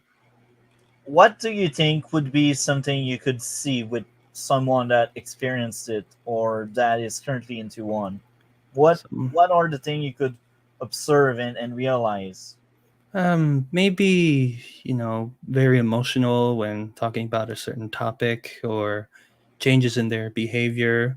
Like I mostly talk to like coworkers and online friends, so I don't really see them as much. I only see them at certain times of the day or the week, so I may not have the full picture, but just from like guesses and things that I've probably experienced, it would be like emotional and behavioral changes.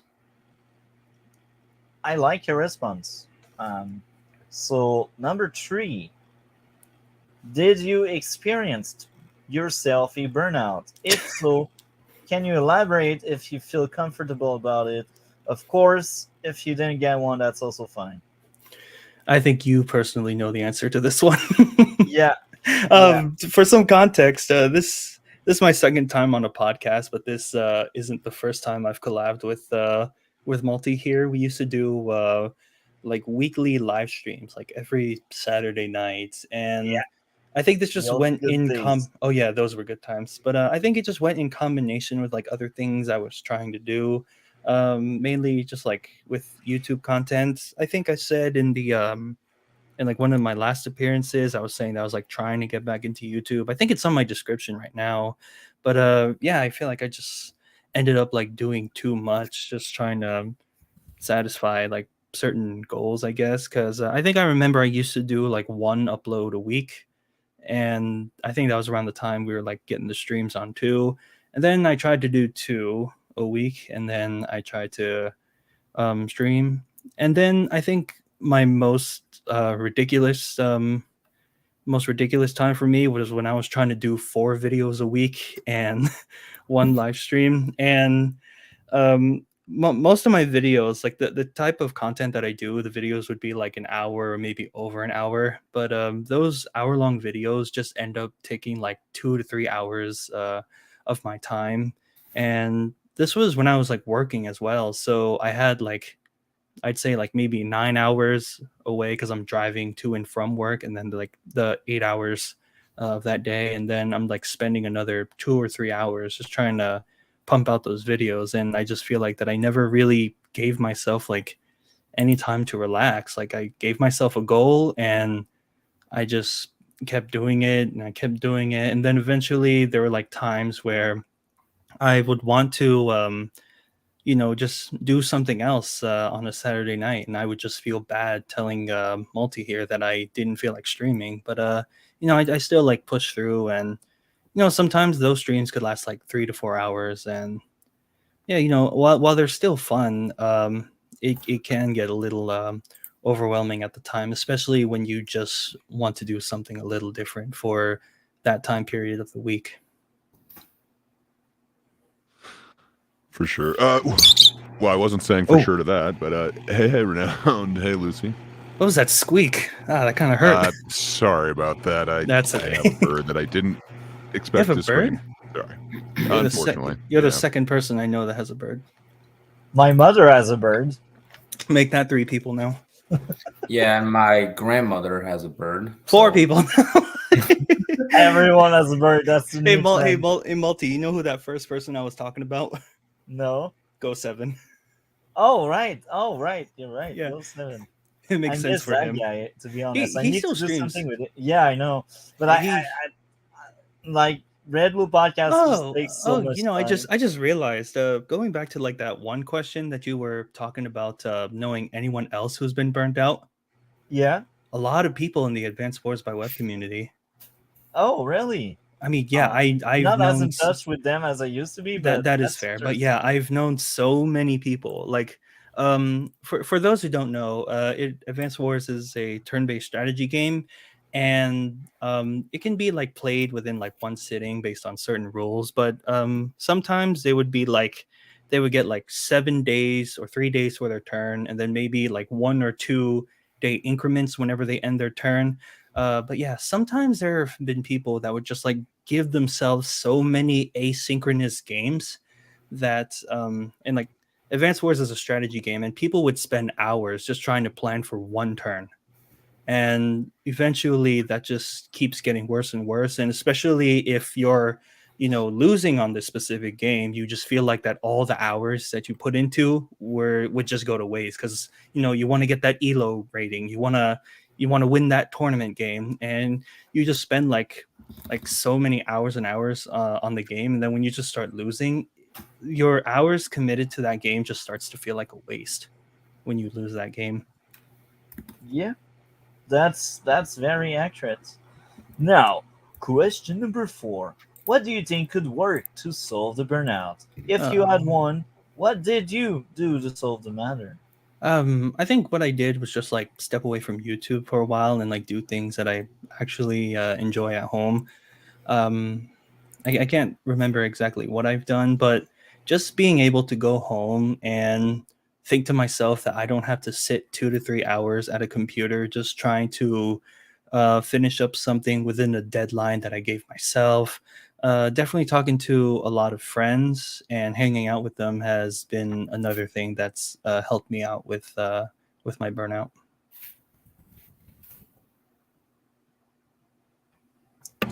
Perfect. Thanks for sharing a lot.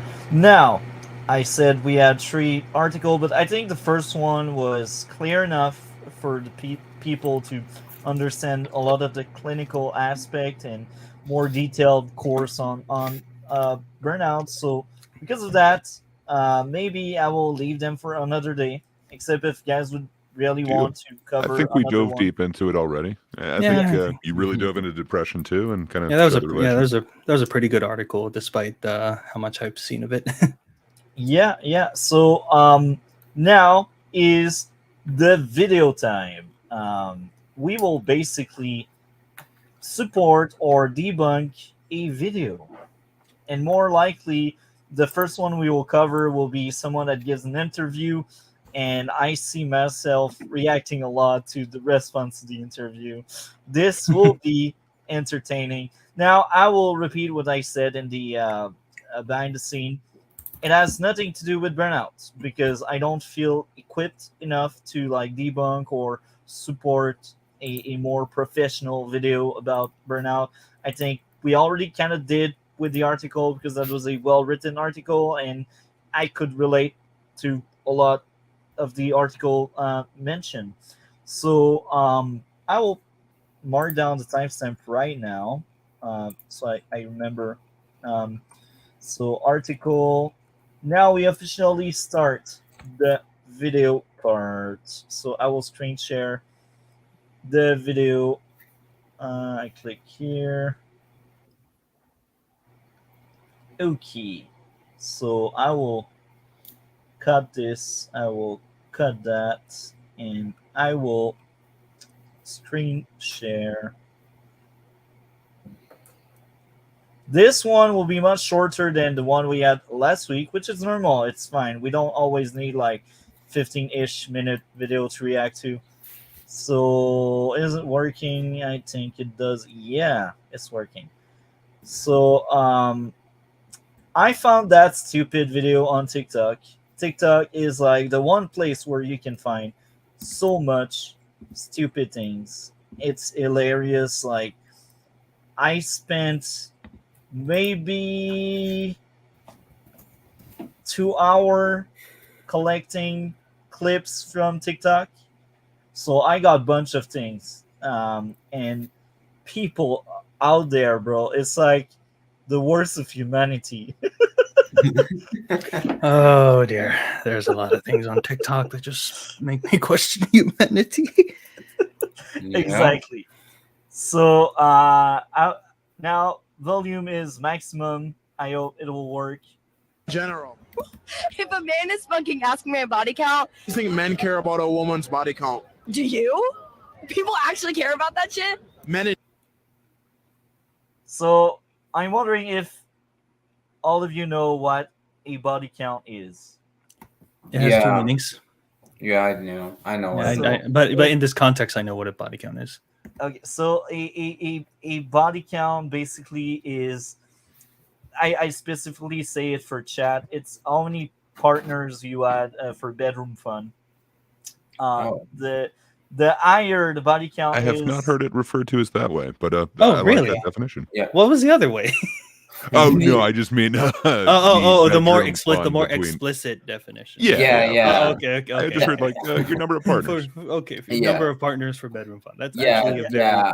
that's a yeah. very good YouTube safe definition there. Yeah, Yeah. even I didn't know. I thought it was meant like the other one, the other definition of body count. But yeah, now I know what you mean.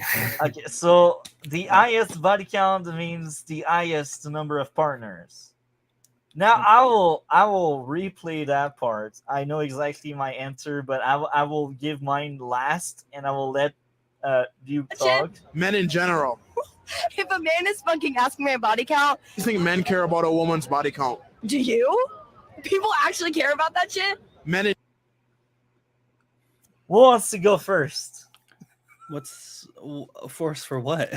We react to what she said. We are men, right? Yep, we're all men. So I will let DC start. Do you care about body count? No, not really. Okay, that's very interesting. So you wouldn't mind if someone slept with like 10 guys or one guy or never or 20. That doesn't matter No. for you. No. It only depends on how the person actually was in the relationship at best. But I Okay. don't find it weird if some guy or girl slept with like 500 people. Okay, very interesting. Um, Gray, what about you? Do you care for body count?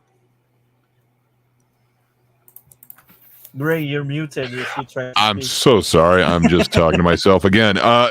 Yeah, I mean, like, it definitely means something, but yeah, I don't know. I think it definitely means something to younger people a lot more. I don't know if it. Yeah, I don't know. I'm not sure if I would put as much stake into it now. I would rather know the person or whatever. I'm not interested. Less history, more mystery is where I'm at. Okay. I don't I, need to I know. I like that response. What about you, Advanced Warrior? Yeah, basically, kind of the same with what DC and Gray said. Like how the person is in the relationship is very important.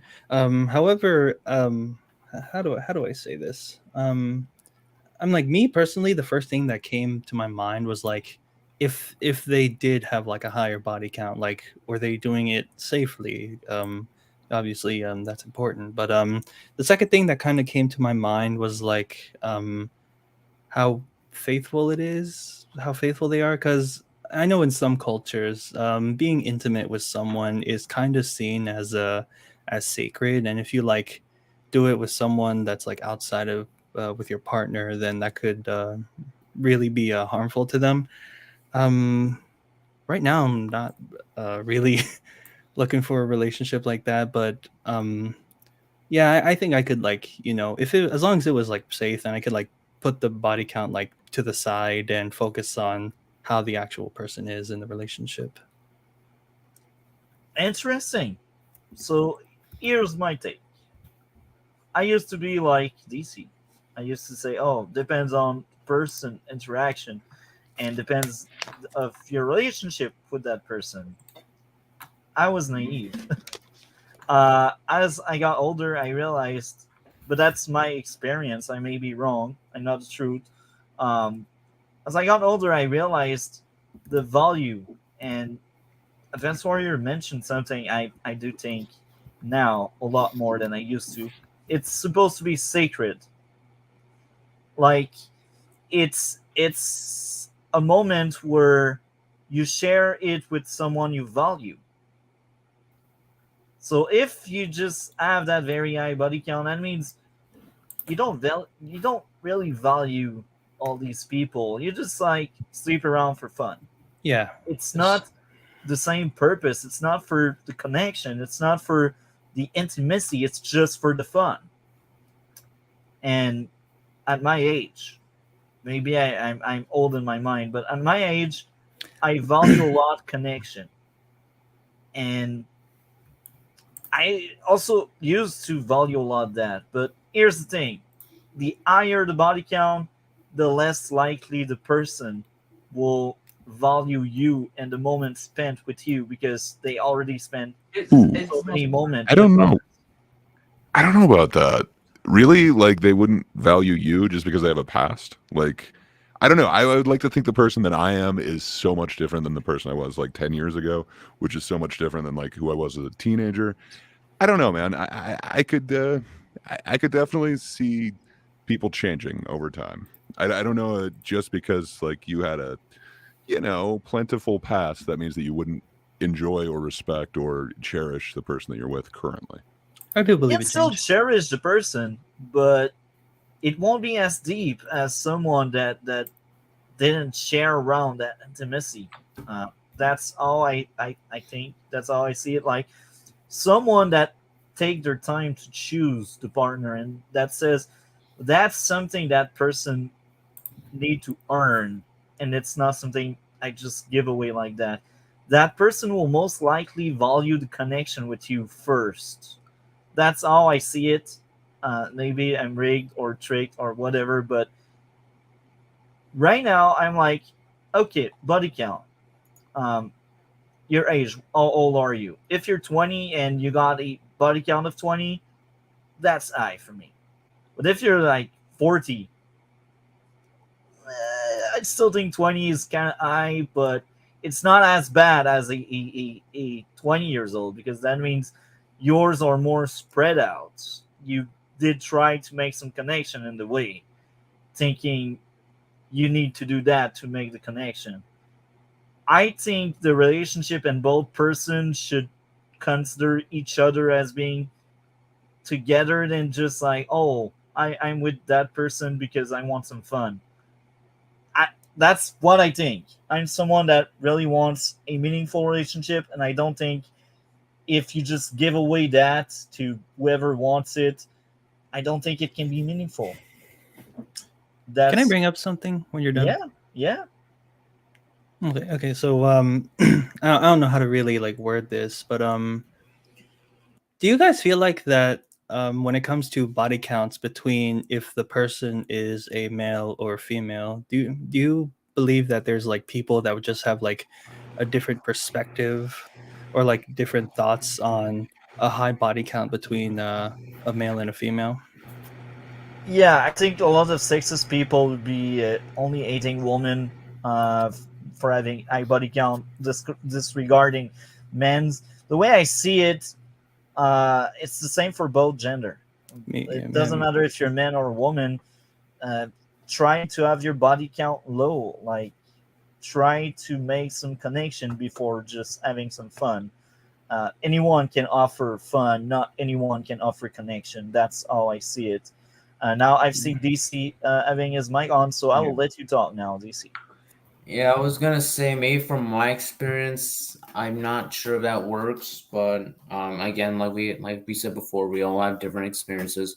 So maybe in my experience, from the people I know, body count doesn't necessarily like matter. But maybe that's just from my experience. But yeah. I will also bring a bit of my personal experience. Last week I talked about someone that did OF, a girl before she did OF. I cared for her knowing her past, and she had what I consider a high body count. And I got older. I changed, and I was no longer interested by her at some point. So I said it. I used to think body count doesn't really matter, but I changed. And body count, the higher it is, the most likely there's an issue underneath it. Ooh. And this goes back to psychology. Some people just give it away because they were assaulted, because uh, their past, because they think that's the only way they can be valued by people. So this is like unhealed trauma most of the time. Yeah. I mean, it And could be.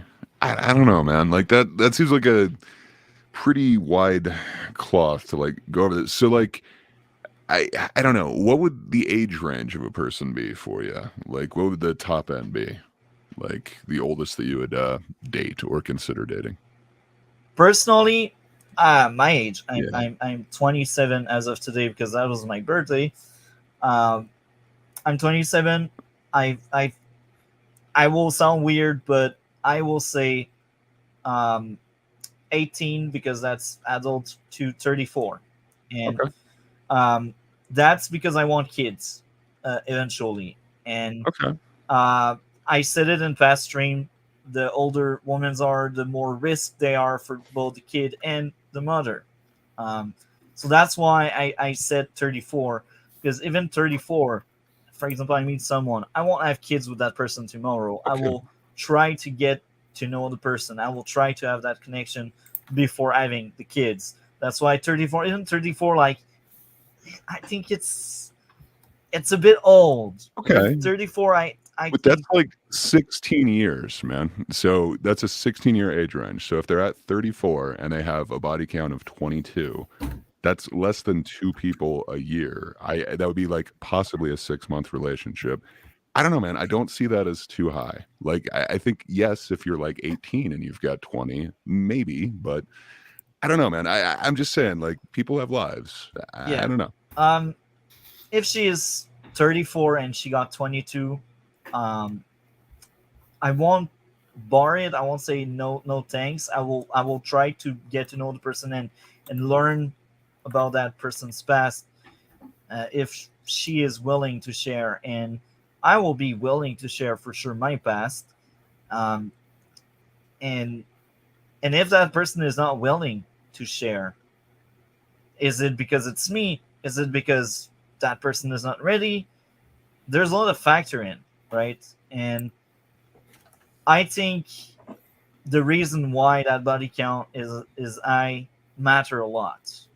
And I will bring another example. One of my ex, she had a high body count, and I was seeing that as a red flag. And result, she is my ex. So, yeah, like I I will sound like I generalize a lot, but a lot of the people that have high body count, they're not there for the connection. A lot of people with high body count, they're just there for the bedroom fun. And I passed that age. Like, it's fun. I admit it's fun. It's fun. I won't lie. But I value more a connection. A connection will beat any bedroom fun people may have. Maybe I'm weird. Maybe I see my grandparent without any bedroom fun, living their happy lives because they are old and they are still together. Maybe I dream of an ideal, but I don't know. Like, I value a lot connection with others. And if someone just gives that away because it's fun, hmm, will that person really stick around with you? You I try guess it your best. depends. I guess it depends if they've like at the time have changed and maybe realize that. I do believe there are people who can change. Yeah, yeah, for sure. There are Well, people who so can like change.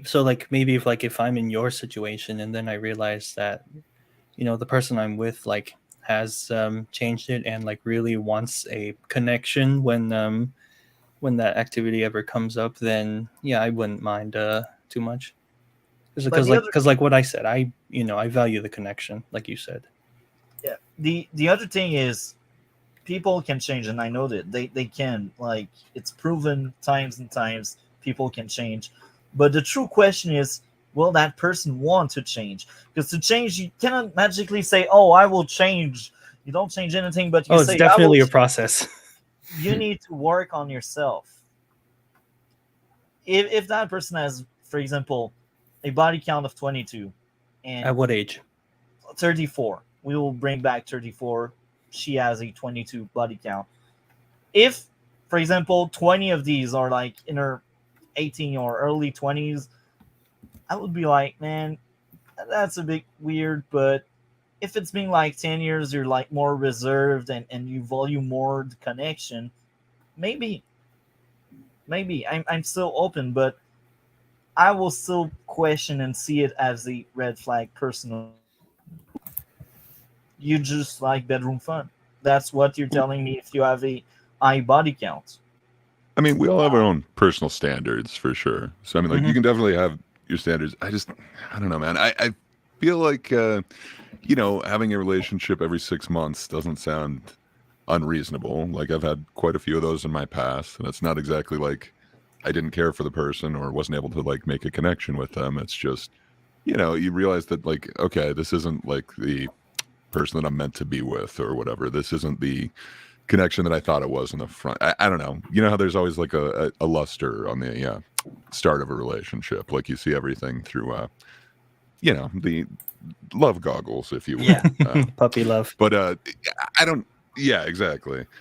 So I don't know. It doesn't seem unreasonable to me that so you're talking like in their 20s to like 34, like they would only be with like two people. I don't know. That does seem kind of unreasonable. Like today, like if those are your standards, like hell yeah, go for it. I just don't know if everyone would live up to those standards, Yeah. and I don't know if they necessarily aren't interested in having a relationship because of that. Well, I gave an example like that, and I Mhm. will use also my own body count as a metric. Like, I'm I don't think mine is that I'm 27 and it's at 4, and I think if someone my age has maybe 2 or 3 more, that's fine. because some people are more attractive than me, some people are more active than me, but I see mine as a metric. I don't expect like someone like that someone 34 like between 20 and 34 too, like that's the ideal proving that the person changed, if you know what I mean, because that person is no longer in these stage she was earlier stage she was earlier. Anyway, next question would be, so if you guys would like to add more to this, I will keep playing the video. Nah, I It's don't not. really got much. In general.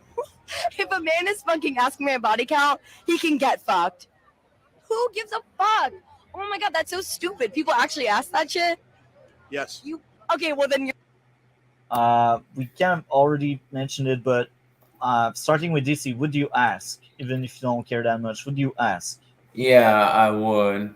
And that's only to see if how honest the person is. For instance, for example, like let's just say if I asked a girl and I asked her how many boyfriends she had and she said she's had like 50, and then I would ask, well, how did those relationships goes? And if she gives me like oh, they were okay, then they just went downhill as we didn't connect, I would be more accepting.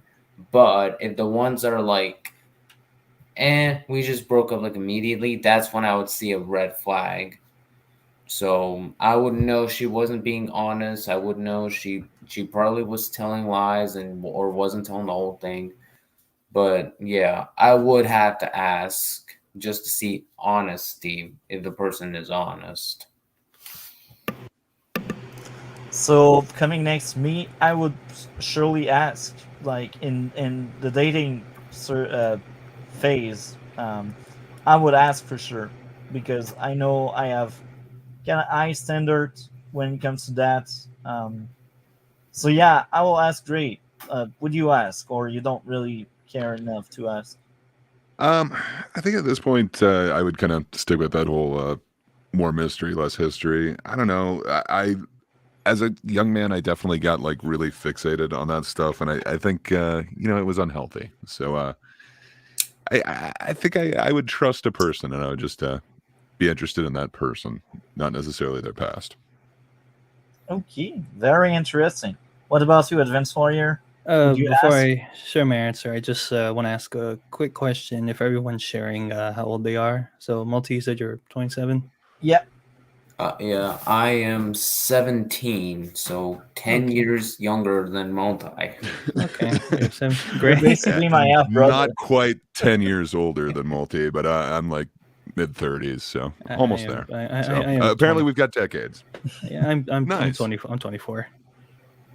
Yeah. Oh, So hell yeah. So we've got like every age range. yeah, I guess. Yeah. I And guess I'm the old it's- man. So, maybe my priorities shifted. I don't know. I don't know. Usually I give respect to like older people, but yeah. What was the question again? Would I ask for body count? Yeah.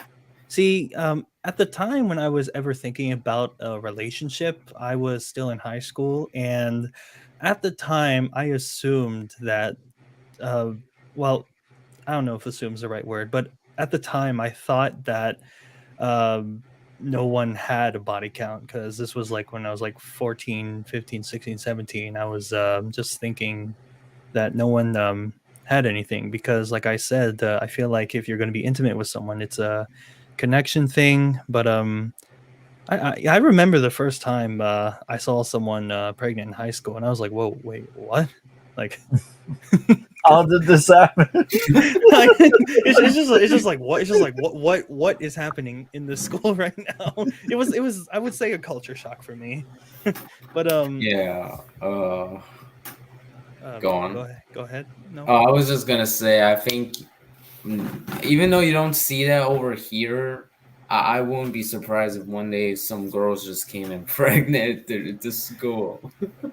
When I was your age, maybe a little younger than your age, I was definitely surprised when I saw someone pregnant at my school, and sadly, I come to realize that it was like a more common thing. Like I remember one time I knew someone told me, not them, but there was a fight that happened with a pregnant person, and it got worse when the person who was pregnant was like thrown to the ground and they started like stomping on the stomach. uh yeah, I know, very brutal, but it's sadly, well, for me, sadly, it's become more normalized, and then I realized, okay, there are definitely people that do have those kind of moments before they turn 18. But man, to answer the question, I think I'd say no, because because I'd expect like either a non-existent body count or maybe a very low body count. But then again, I'm not looking for a relationship, and if it was with someone, it'd be probably someone I've already spoken to for like months or years. But just from my age and my experience, I would probably just say no. Okay, very interesting. So we have mixed response. Very interesting. You're talking to the wrong man. If a man has ever Okay, I paused here. She's saying it's wrong to ask the body count. That triggered me really hard Yep. to ask, and I think it's fine to ask. Yeah. You plan on having a connection, in my case, with someone. You really want that. Now, if you only want bedroom fun, I can understand, like, maybe your point of view, but not that much, because I said it, like, I'm seeking for connection, so there's nothing wrong whatsoever to know about the person past. And that triggered me. That reaction she had, she was like, "Oh, it's wrong to do that." No, Mhm. it's not. Now, I will let someone else give their answer. Yeah. Well, Yeah. I hear what you're saying, but I don't know. Just like you're saying that, like, it's just fine for you to ask. I think it's also just fine for the person to be like, yeah, I don't have to answer that, and then you guys aren't compatible. I think there's a lot of different styles. Personally, I'm not interested in knowing. I just know that I would only be interested in a person that I trusted, and if I don't trust her, I don't know. I wouldn't just be interested in that. So yeah, I don't know. I just I think having a hard set rule of like you need to tell me or you can never ask me. I don't know. It feels a little closed in, C- but maybe that's just me. Could we put timing into consideration? Like, is there a good time, like when you would ask someone for their body count? Like early in a relationship, like maybe in the For me, middle that's of early. it. Early? You would do Yeah, early? yeah, Yeah. because I want to know exactly what kind of person she is, and um, I would analyze that person from the get go, and I won't disqualify her right away. I said it Yeah, like, definitely. You that would. was a red flag with my ex, and she had a high body count, and that was a red flag for me. And I still went on with the relationship, and look where it got. Yeah, That's yeah. I my think answer. one of us mentioned it earlier. Like I definitely feel like that if you're gonna ask that question, maybe a follow up. I think it was DC that said that. It's like, okay, like, what's your body count? How did those relationships go? Yeah. Yeah, yeah. I think that's very important, and really good that DC brought it up. Yep. So I will ask DC: is it wrong to ask someone their body count? No, it's not wrong because you just want to know, and it actually makes for um what's the term? Getting to know each other a little bit better. You know, you could have possibly had a lot of relationships that were toxic, abusive, or were just did not work at all. And you meet someone new who doesn't who you have a lot of things in common, and you start it off and you talk it up, and then you realize how similar you guys are, and it's from that alone. And yes, past relationships can play a part into it, so I don't think it's wrong to ask. Okay. Um, And what about you, Advanced Warrior? You kind of touched upon it, but is it a yes or no if it's wrong or not to ask someone a body count? I think it depends if what you're looking for, really. Okay. But me, I do value a connection, but I guess I would, but definitely follow it up with the outcomes of those past relationships, if it even was a relationship. Okay. Very interesting. You're asking about your body count, you're talking to the wrong man, and he can get fucked. Like, that's so fucking stupid. So, Get fucked. so can I ask you this then? She says it's stupid to ask. Nope, it's not. It's not Yes. stupid. Red flag. Yep. Yep. No, I don't want to judge, but she just comes off as someone that that's not looking for connection, but is like Yeah. just looking for bedroom fun. It's just I don't want to judge, but it's just what's coming off of me right now. Like I definitely would ask this person if I had the chance, but she's right now a red flag for me. You see, I, Yeah. I agree with you, and then Sawyer. She's a walking red flag. Yeah, exactly. And Gray is older. Maybe Gray has a different perspective. You're muted, Gray, if you're speaking. I'm sorry, my dog was barking, so I went to go take care of that. I've got too many animals. I'm really sorry about that. I That's heard okay. you guys that's up okay. until like the last 30 seconds. So sorry, I did not hear the question.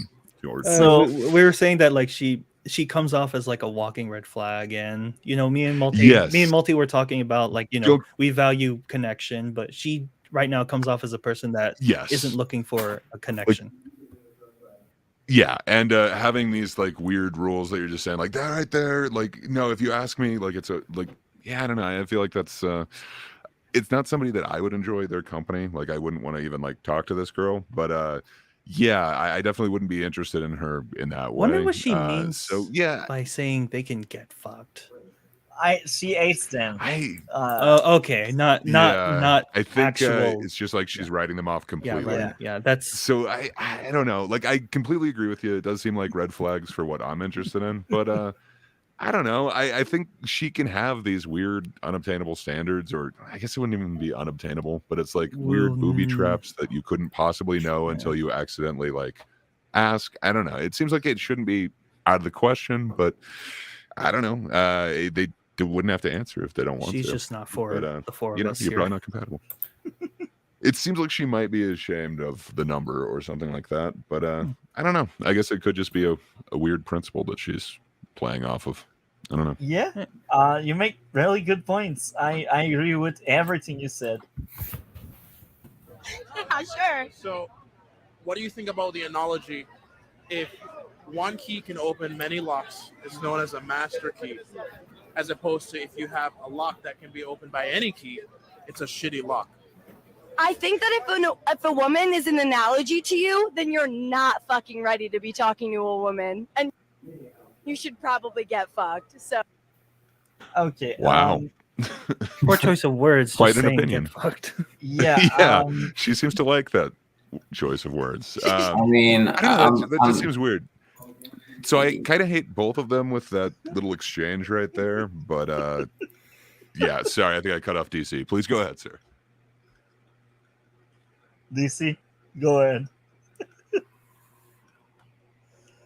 very temporarily, but yeah, that's what I meant when I said I'm gonna have more technical issues on a computer. But yeah, anyways, what I was gonna say for growing in advance is that that's actually how it's kind of common here for a lot of girls here to say talk like that over here, so it's not a surprise for me. But yeah, oh my gosh, she in the video so stupid because like women is an analogy. It's like, first of all, men and women are not that different. You know, most people say, what's the difference between men and women? Simple answer is nothing. Apart from women can get pregnant, men cannot. So in reality, men and women should have no difference apart from that.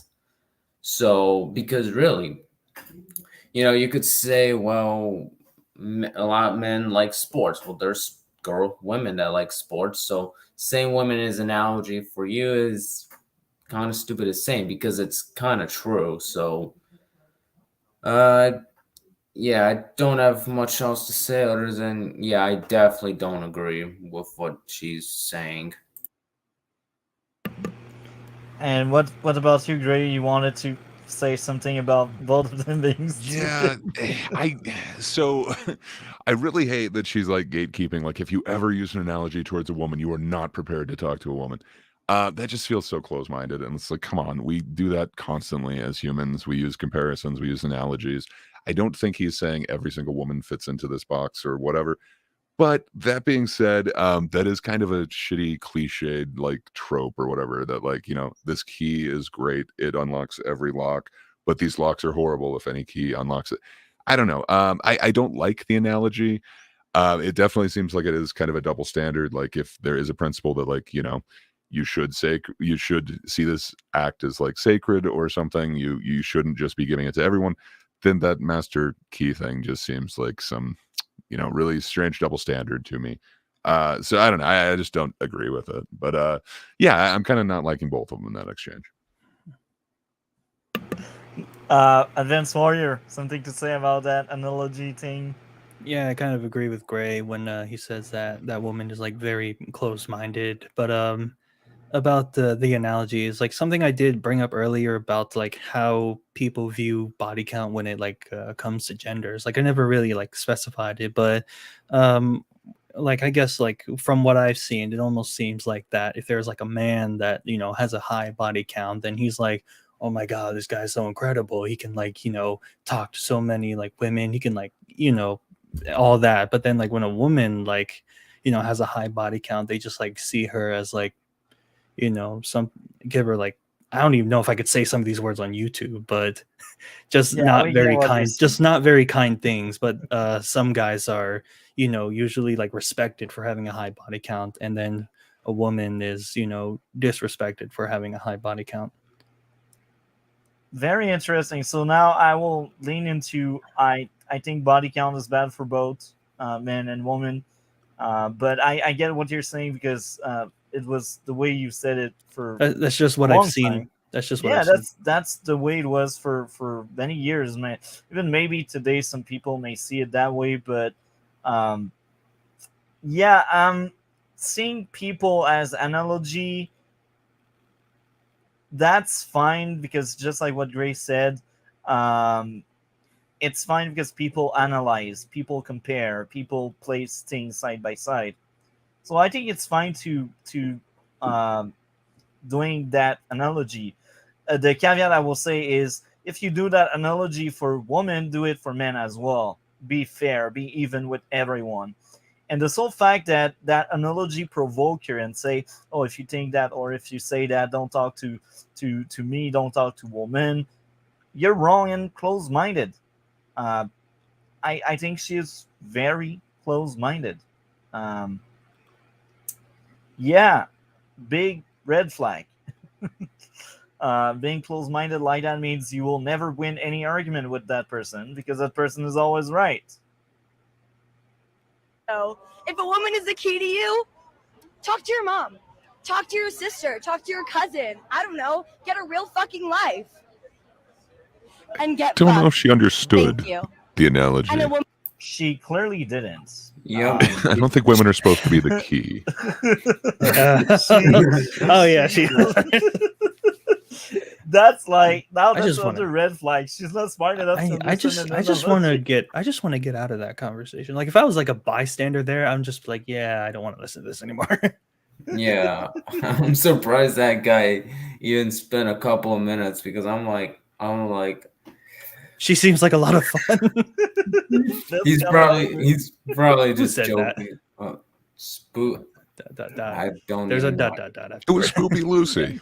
Yeah, Spooey Lucy. I don't know how you say that, but yeah, I think yeah, like I was saying, I don't know how that guy who was on the microphone was able to stand a few minutes with her. I would have been like, bro, just get away from me. You're too mentally unstable for me. So just go. I want to know what she's gone through. Me being read personally. through by the entire NBA or something like that. Like I'm genuinely curious, like what she's gone through. It's like what's set her mind to, think like that. I have a, She's been a hurt before. yeah, I have a response here that a lot of people may disagree with, and that's fine. And a lot of people will hate me for that answer, but I think parts of that response is linked to bedroom positive. So that's part of feminism, where women feel empowered because they have high body count, and maybe she is one of these people that believe in that.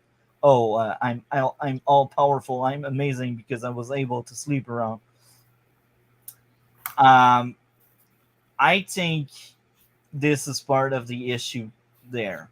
Um, I said it in the past. I value connection, and I think feminist is against any connection because modern, well, modern one, third wave or fourth wave. I don't know which wave we are in right now, but this current wave, 8 men. A lot of their belief, 8 men. Um, so yeah, I that's what I think is one of the issue. The other one, she's looking pretty, so maybe a lot of guys were just there for bedroom fun, and she expected a connection, but then she realized she cannot make connection because maybe she has too high standard, or she has superficial standard. Because if you got superficial standard, you will most likely find someone superficial as well. You get what you attract. You are what you eat, and you date who you are, if you know what I mean. So I think that I had a few meanings.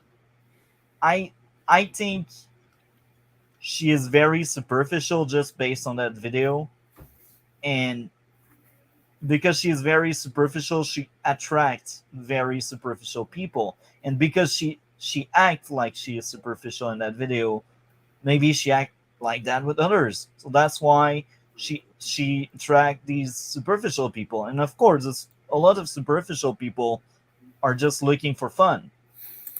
Not everyone that's superficial only want fun, but a lot of superficial people are just there for the fun, and I can place that into someone I know.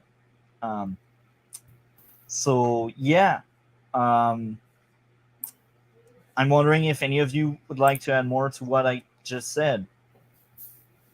Yeah, I mean, it definitely could be. I'm not sure what her intentions would be, but it does definitely seems like some people who are more insecure do set up like all these rules and like I don't know what you'd call them, but kind of like unspoken kind of traps. Like if you ask her a body count, apparently that's a bridge too far, and if you use an analogy for a woman, that's a bridge too far. Just all of these things you have to just fuck right off.